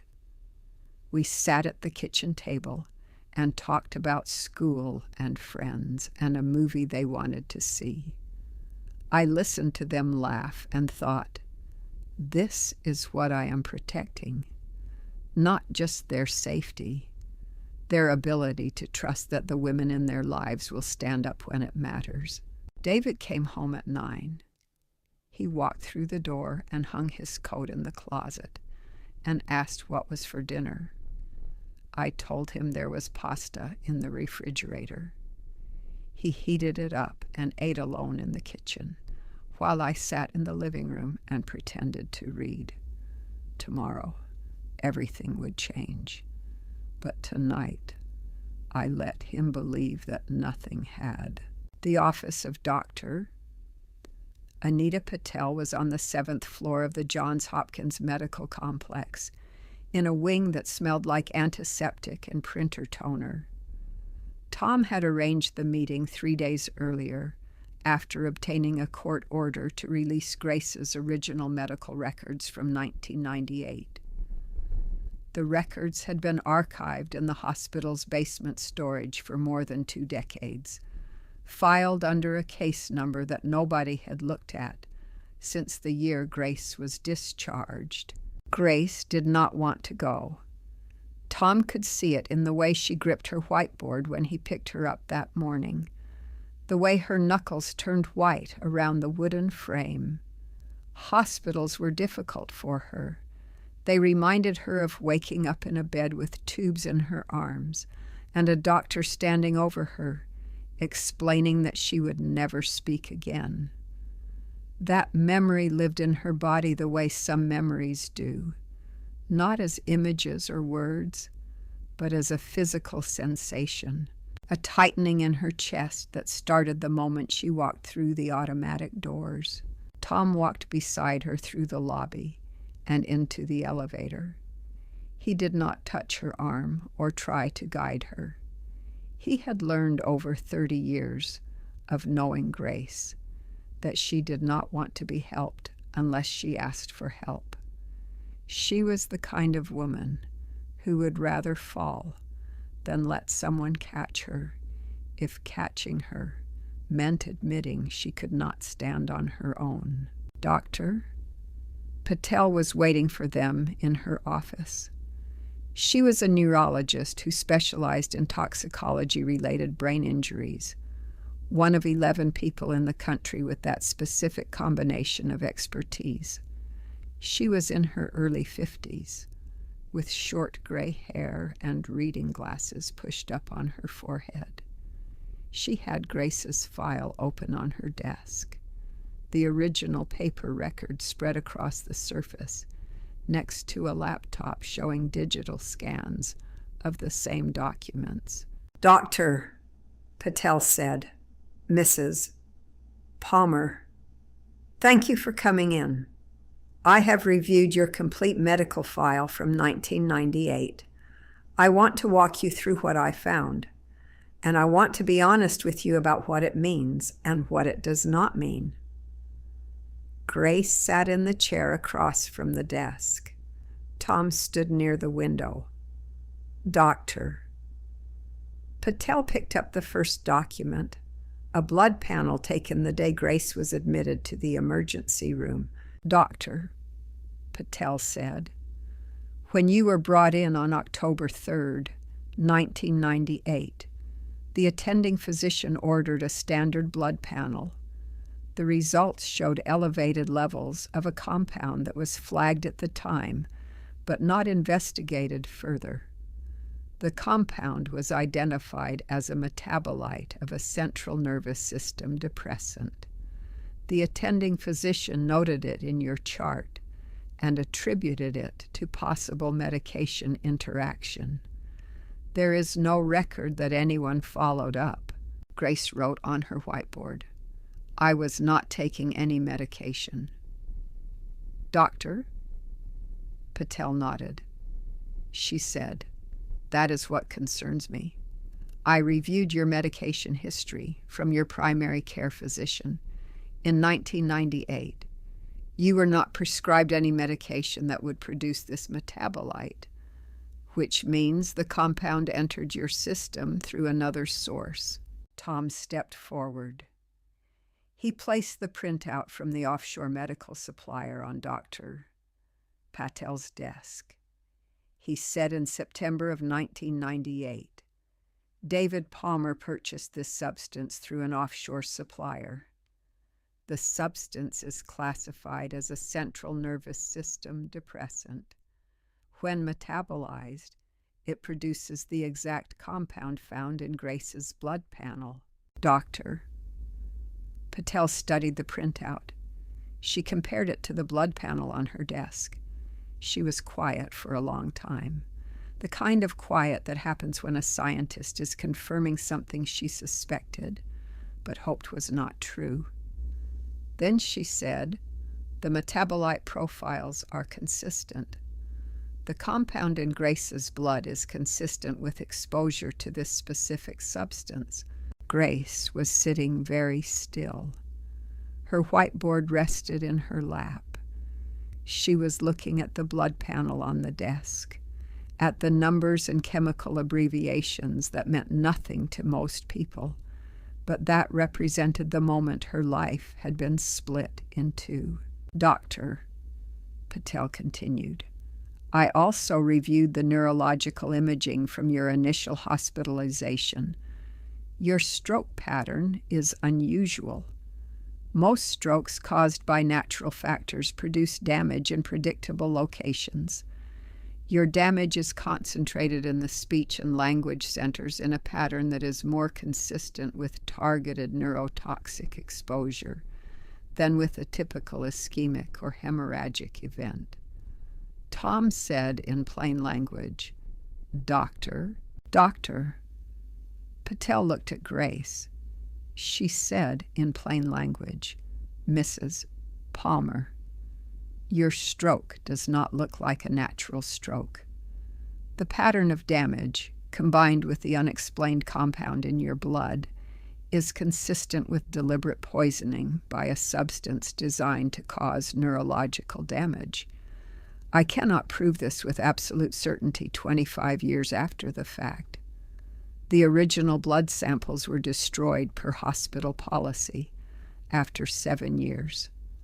But based on the records that remain, my professional opinion is that your stroke was very likely induced by external chemical exposure rather than natural causes."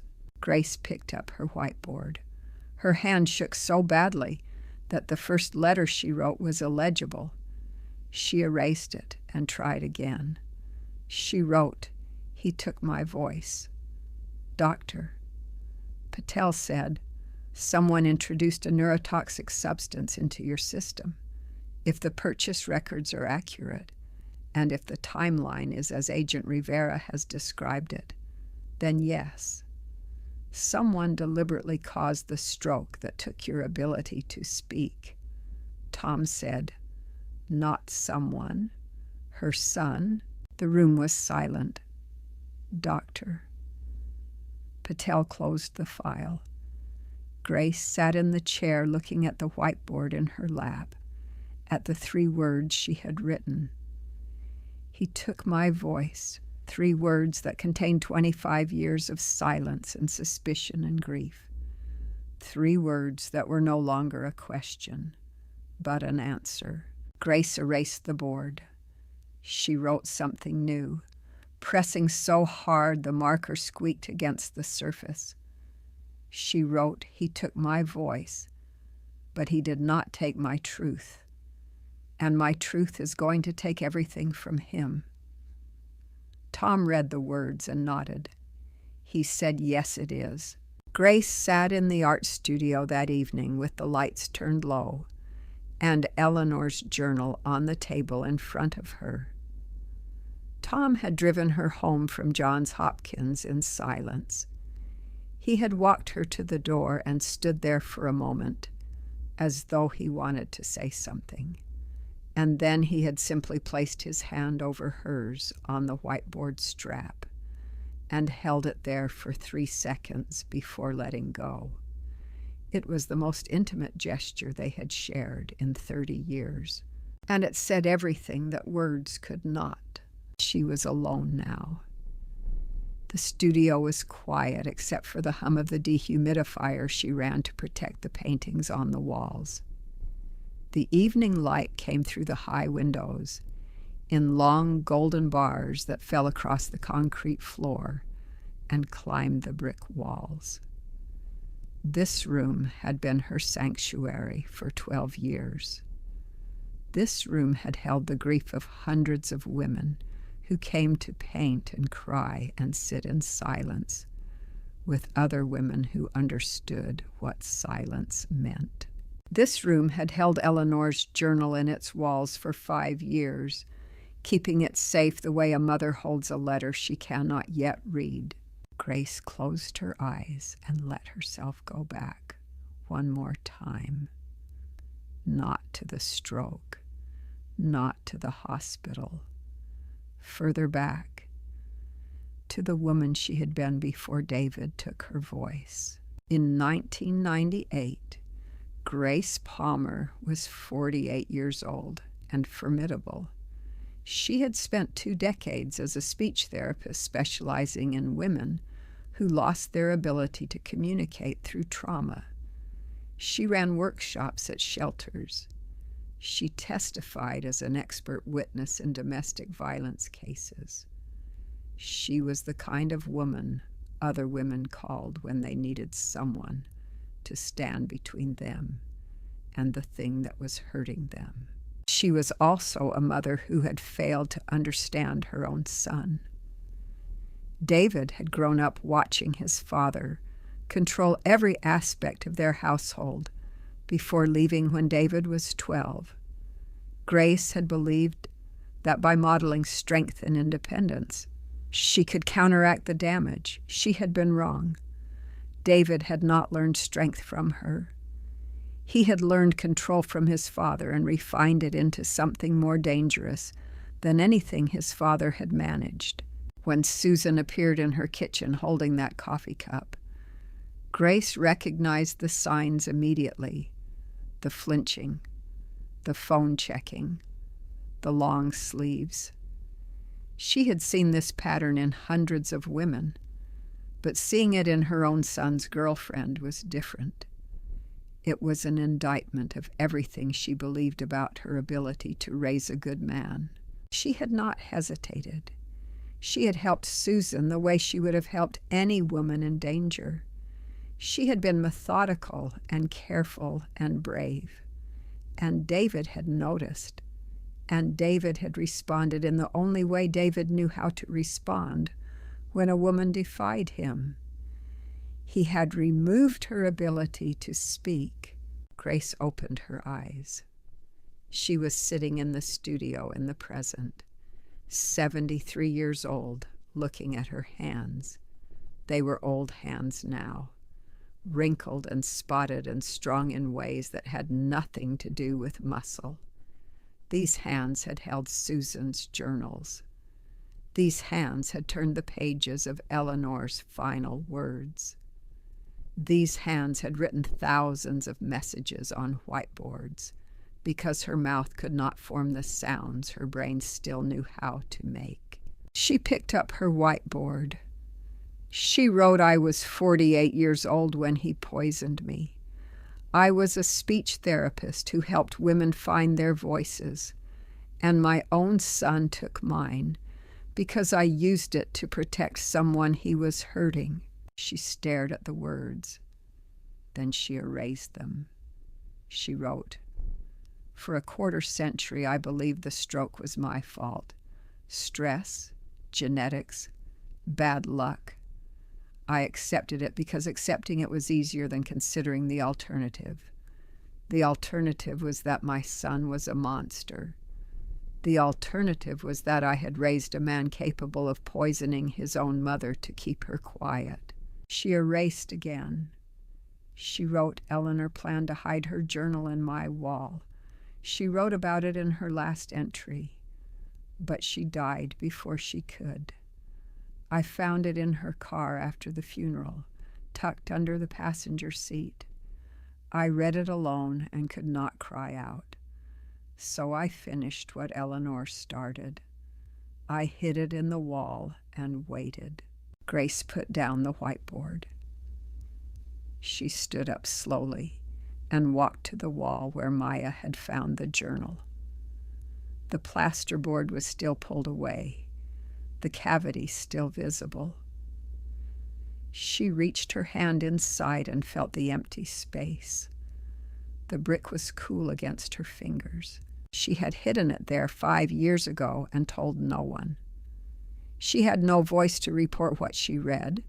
She had no evidence beyond the journal itself, and a journal alone without witnesses, without forensics, without someone willing to investigate, was just paper.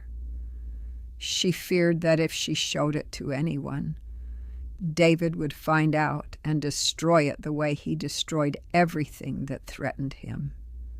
So she sealed it inside the wall and waited for the right person to find it. She did not know it would be Maya. She did not know Maya would also find the USB drive hidden in the spine, the one Grace had never noticed. She just knew that Eleanor's words deserved to survive, even if Eleanor had not. Now Maya had found them. Now Tom had the evidence. Now Susan had come back. Now Catherine had broken open. Now Dr. Patel had confirmed what Grace's body had known for 25 years. Grace walked back to the table and picked up her whiteboard one final time. She wrote 5 words that she would carry with her into the courtroom, into the future, into whatever came next. She wrote, "I am ready to speak." She placed the whiteboard on the table, face up, so the words could be read by anyone who entered. Then she turned off the studio lights and went upstairs to bed. Tomorrow she would begin translating 25 years of silence into testimony. Tonight she would sleep without fear. The trial began on a Monday morning in November in Courtroom 4 of the Baltimore City Circuit Court. Every seat in the gallery was taken. Reporters sat in the front row with notebooks open. Behind them, rows of people who had read about the case and wanted to witness what happened when more than 2 decades of silence finally broke. David Palmer sat at the defense table in a Navy suit. His lawyer, Gerald Price, sat beside him reviewing documents. David's face was composed. He looked like a man attending a business meeting rather than a murder trial. The prosecutor was a woman named Karen Liu. She was 46 years old and had spent her career in the Violent Crimes Division of the State Attorney's Office. She had prosecuted 11 domestic violence homicides. She had won 9 of them. She stood before the jury of 8 women and 4 men and began her opening statement. She said, "Ladies and gentlemen, this case is about a pattern. It is about a man who spent 25 years controlling, abusing, and ultimately destroying the women in his life. It is about a man who poisoned his own mother to silence her. It is about a man who systematically abused his wife until she tried to escape, and then killed her when she did. And it is about a man who, even now, is attempting to steal $4.9 million from his 16-year-old niece by forging legal documents to gain control of her inheritance." She walked to an easel near the jury box. On it was a large chart showing a timeline.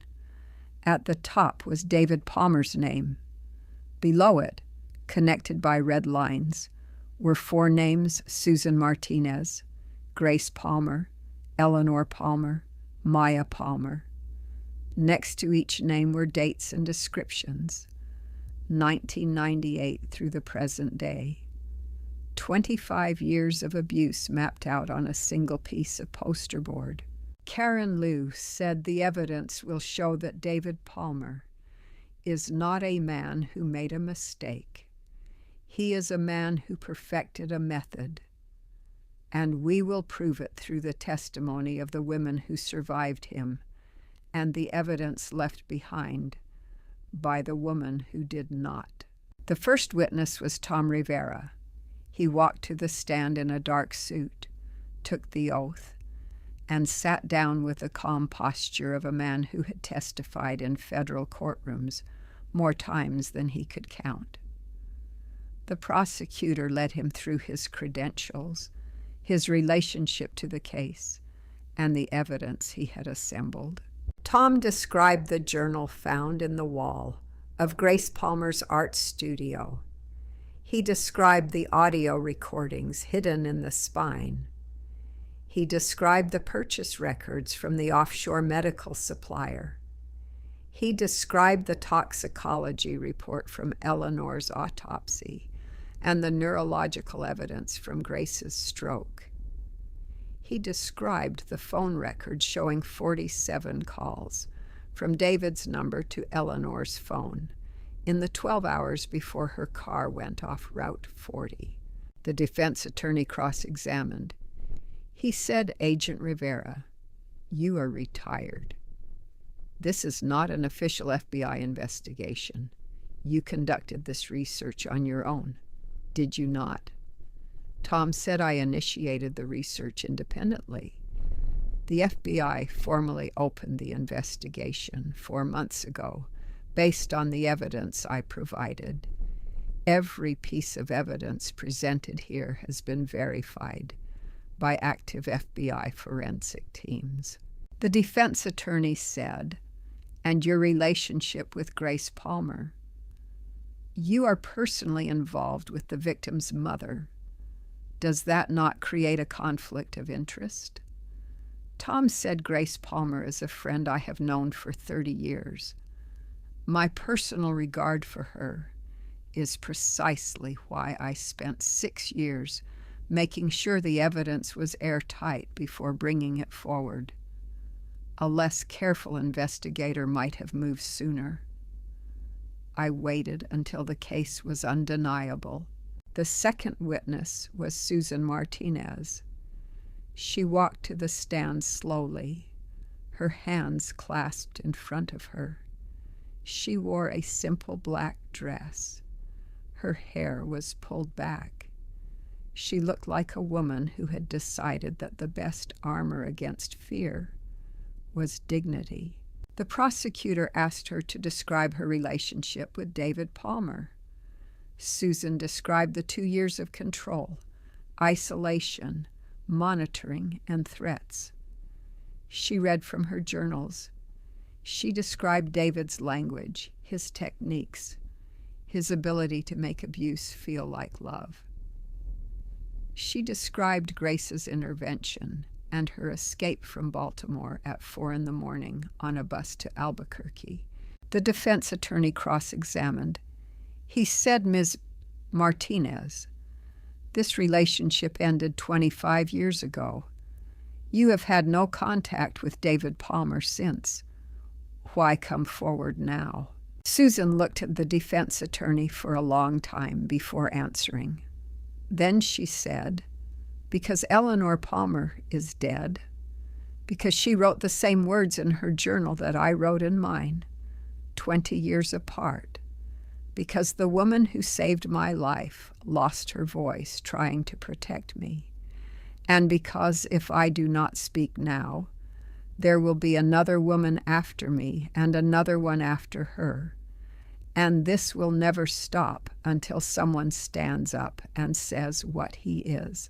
The courtroom was silent after she spoke. One of the jurors, a woman in her 50s with gray hair and reading glasses, wiped her eyes with the back of her hand. She was looking at Susan, the way people look at someone when they recognize a truth they have been carrying themselves. The prosecutor then played the first audio recording from Eleanor's USB drive. David's voice filled the courtroom through the speaker system. Calm, measured, ordinary. He said, "I have already paid someone to watch you. That will always be mine. You go where I say you go." The prosecutor played the second recording. David's voice again, this time softer, almost tender, which made it worse. He said, "If you leave me, I will find you anywhere, and then I will find Maya. Do you understand what I am telling you?" The jurors listened without moving. David sat at the defense table and stared straight ahead. His composure did not break, but his lawyer had stopped writing notes. The third witness was Dr. Anita Patel. She took the stand on the second day of the trial wearing a dark blazer and carrying a folder of medical documents that she placed on the rail in front of her.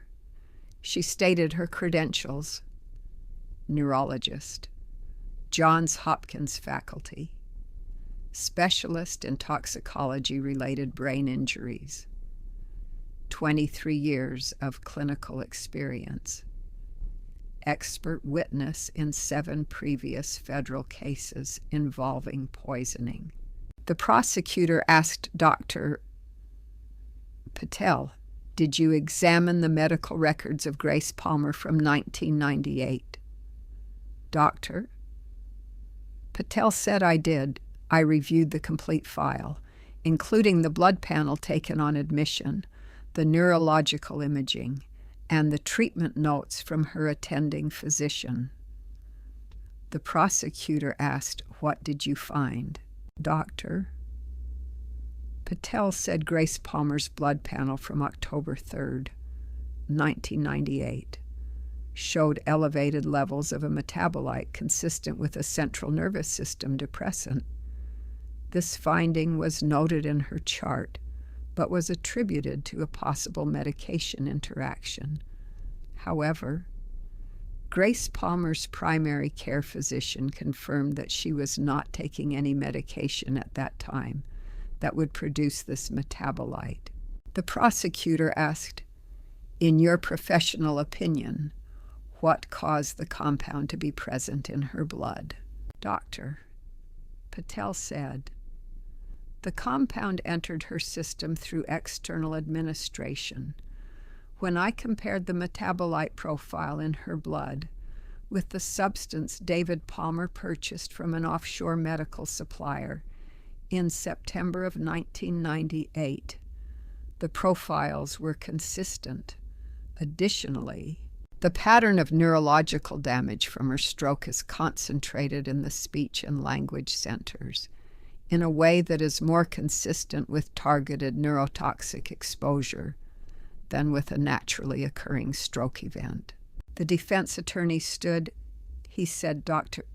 Patel, you cannot prove with certainty that Grace Palmer was poisoned. Can you? The original blood samples were destroyed years ago." Dr. Patel said, "That is correct. I cannot perform additional testing on the original samples.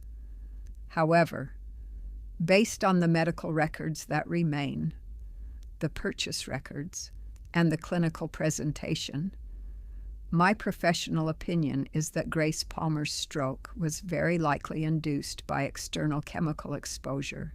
The defense attorney said very likely is not certainty. Dr. Patel said, "In medicine, very few things are certain, but very likely is the standard by which we make life and death decisions every day. And in this case, the convergence of evidence points strongly toward deliberate poisoning." The fourth witness was Catherine Palmer. When her name was called, a murmur went through the courtroom. She was the defendant's wife. She was a lawyer. She was also, as the prosecution would reveal, both an accomplice and a victim. Catherine walked to the stand in a gray suit. Her hands were steady, but her face was pale. She did not look at David as she passed the defense table. She took the oath and sat down and folded her hands in her lap. The prosecutor said, "Mrs. Palmer, you are David Palmer's wife. You are also a licensed attorney in the state of Maryland. Is that correct?" Catherine said, "Yes." The prosecutor said, "Mrs. Palmer, did you assist your husband in preparing guardianship documents for Grace Palmer?" Catherine said, "Yes. I drafted them on my firm's letterhead at David's instruction. He asked me to backdate several documents to make it appear Grace had agreed to the guardianship earlier than she had. The prosecutor said you forged legal documents. Catherine said yes. The prosecutor said, why? Catherine paused. She looked at her hands. Then she said, because David told me to. Because I was afraid of what would happen if I said no.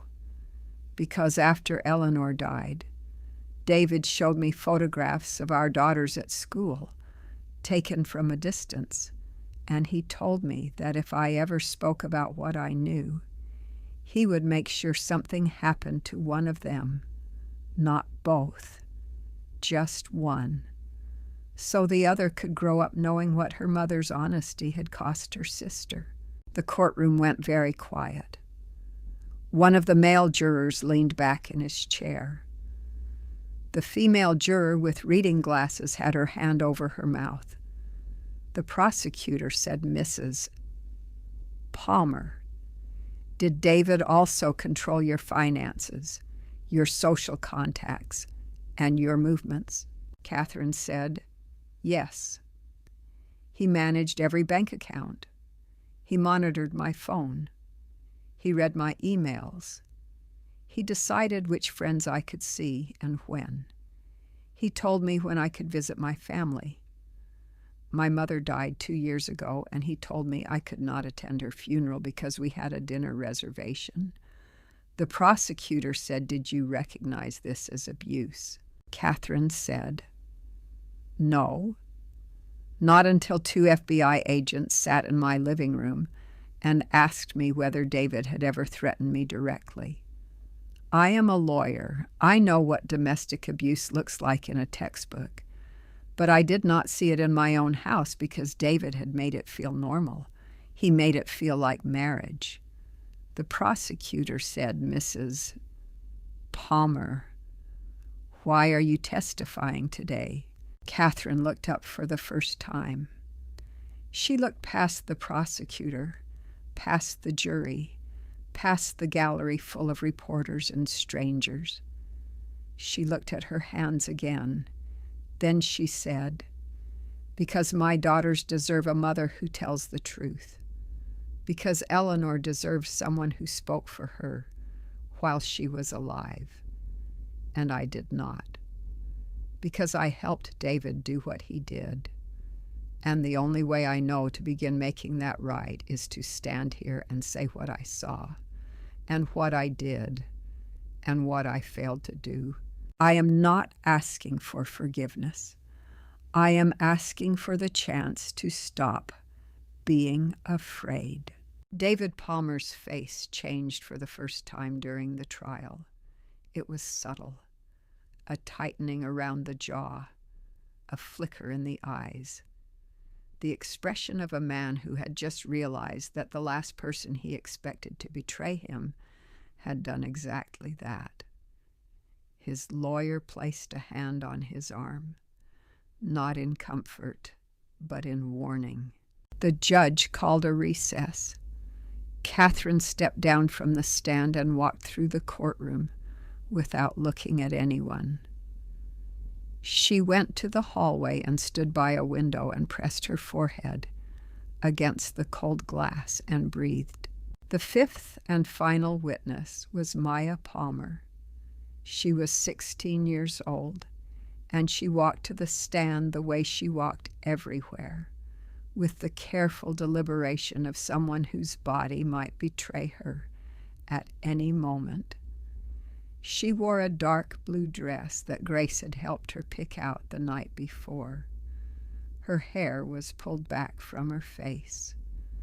She looked younger than 16 and older than 16 at the same time, the way children look when they have been forced to carry knowledge that was never meant for them.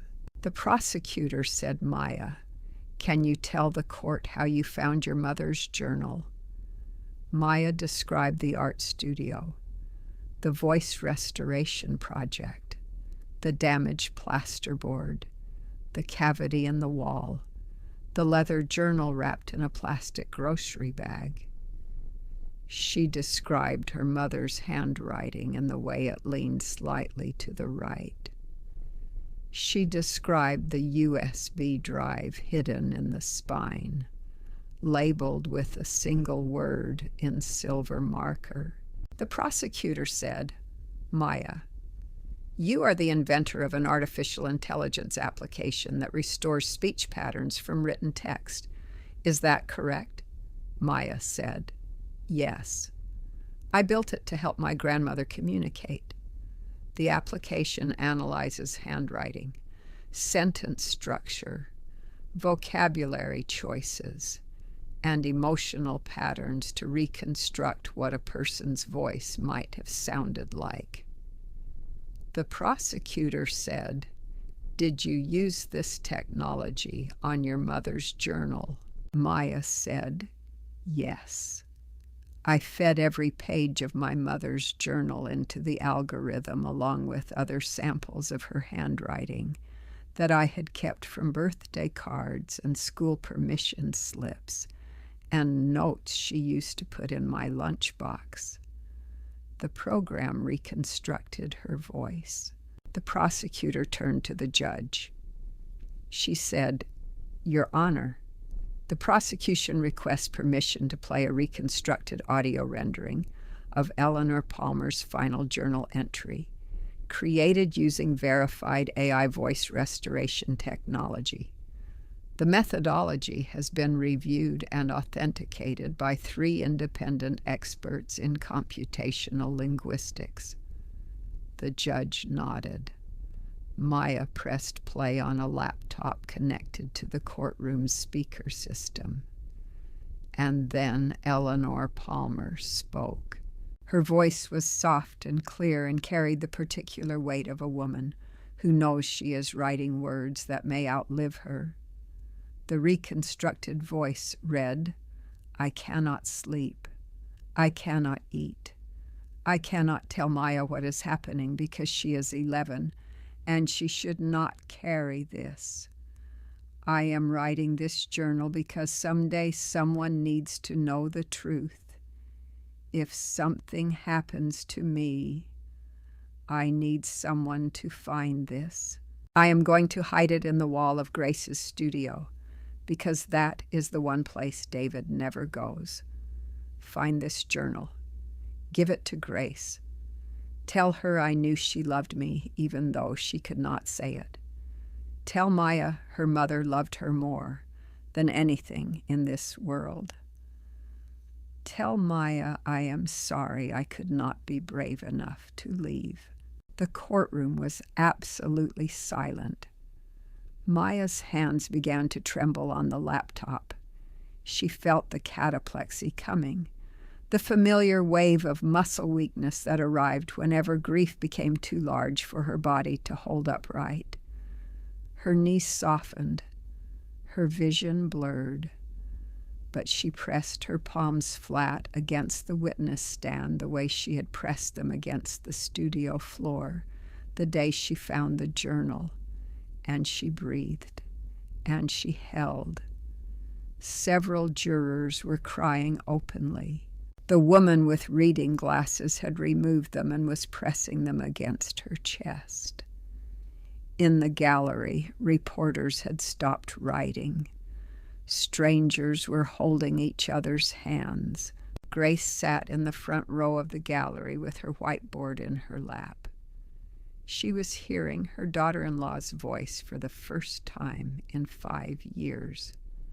Not the real voice, a reconstruction. But it carried something real inside it, something that technology alone could not have created.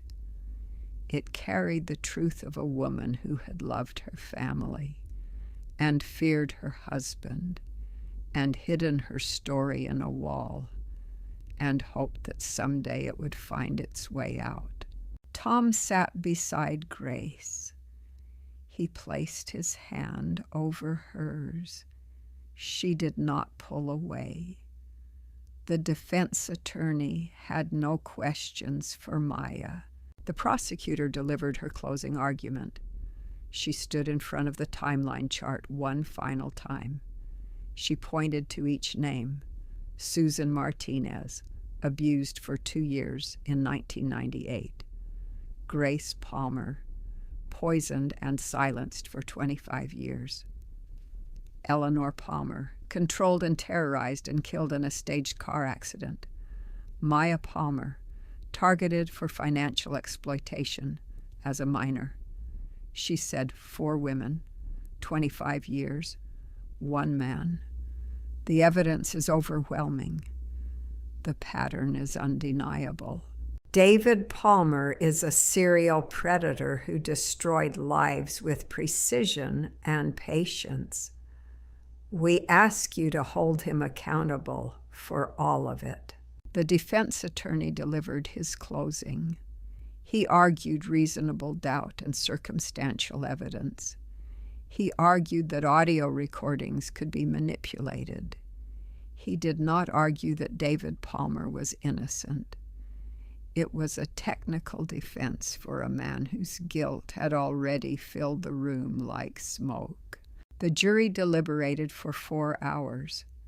They returned at 6:15 in the evening. The foreperson, a retired teacher in her 60s, stood and read the verdicts. Guilty of murder in the 1st degree for the death of Eleanor Palmer. Guilty of attempted murder for the poisoning of Grace Palmer. Guilty of financial fraud and forgery.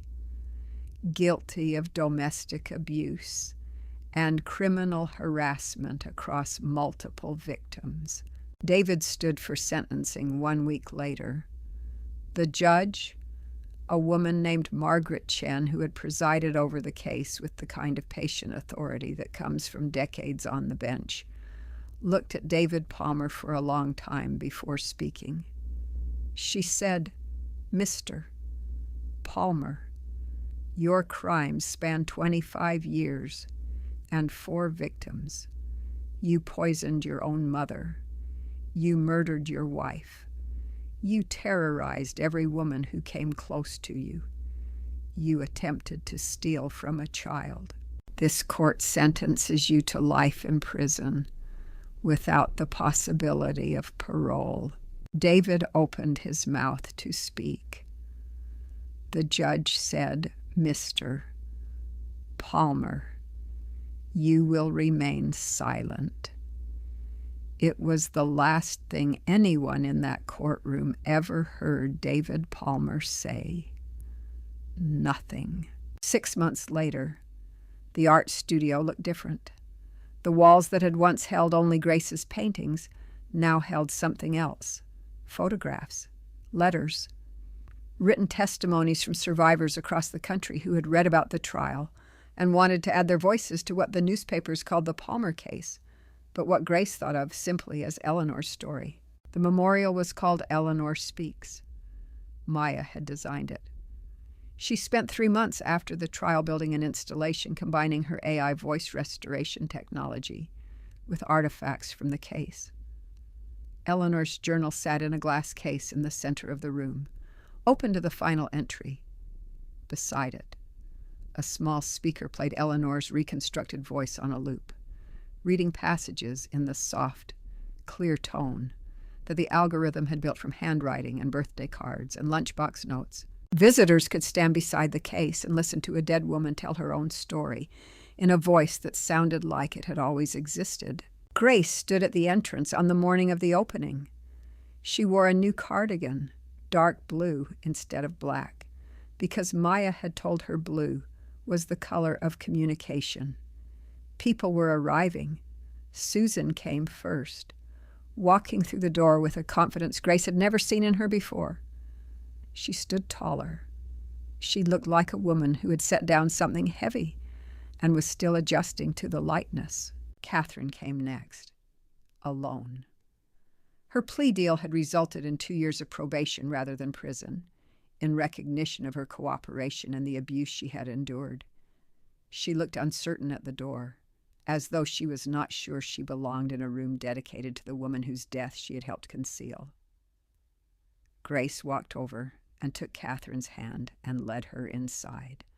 Some things do not require words. Some things only require one woman showing another that she is welcome. Tom was already there. He had arrived early to help set up chairs and adjust the sound system. He was wearing a tie, which Grace had never seen him wear outside of a courtroom. When she looked at him across the room, he smiled in a way that made her think of all the years he had loved her quietly, and all the ways he had shown it without needing to. The room filled slowly. Women from Grace's grief circles, reporters, neighbors, strangers who had driven from other states because they read about Eleanor's journal. A woman from Chicago stood in front of the journal case and cried quietly for 10 minutes. A woman from Atlanta touched the wall where the plasterboard had been pulled away and whispered something Grace could not hear. At noon, Grace walked to the center of the room. A new whiteboard had been installed on the wall, larger than any she had used before. She picked up a blue marker and wrote in letters large enough for everyone to read, "I could not speak for a quarter century, but my voice was never silent. It was just waiting for someone to listen." The room went quiet as people read the words. Then Susan walked to the whiteboard and picked up a green marker. She wrote beneath Grace's words, "I hid for all those years. I am not hiding anymore." Catherine stepped forward with a red marker. She wrote, "I was afraid to tell the truth. I am not afraid anymore." One by one, other women approached. They picked up markers and wrote their own words. "I was told no one would believe me. I believe myself now. He said I was nothing. I know I am everything." She would have been 40 this year. We remember her. The whiteboard filled with colors and handwriting and the kind of truth that only comes from people who have earned the right to speak it. Maya stood near the speaker where Eleanor's voice was playing. Maya's hands were steady. There had been no cataplexy episode since the day she stood at the witness stand and held herself upright while her mother's voice filled a courtroom. Grace did not know if that would last, but she knew what it meant. She was holding a small device she had built over the past 3 months, the newest version of her voice restoration technology, designed for people with speech disabilities. She walked to Grace and held it out. Maya said, "Grandma, try this. Type what you want to say." Grace took the device. She typed 4 words. The device processed them. Then it spoke in a voice that was warm and female and calm. The device said, "Thank you for listening." The room did not applaud. Something deeper happened. The sound of people exhaling together. The collective release of breath that comes when something broken has been repaired in front of you. Tom crossed the room and stood beside Grace. He said, "You always had a voice. You were just waiting for someone to hear it." Grace typed into the device. It said, "I was waiting for all of them to hear it." She looked around the room at the women who had come, at the words on the whiteboard, at Eleanor's journal in its glass case, at her granddaughter who had built a machine that could make the silence speak. That evening, after everyone had gone home, Grace sat alone at the table where Eleanor's journal had first been read. Eleanor's voice played softly from the speaker. The words of the final entry filled the room, the way candlelight fills a room, gently and without hurry. Grace typed one last message into the device. It said, "Eleanor, I am speaking for both of us now." Then she sat in the quiet studio and listened to her daughter-in-law's voice and felt, for the first time in a very long time, that the silence had been filled with something other than loss. It had been filled with truth, and truth, once spoken, does not go quiet again. It lives in the walls of old buildings and in the pages of hidden journals and in the voices of women who refuse to let silence be the end of the story. It lives and it speaks, and it does not stop.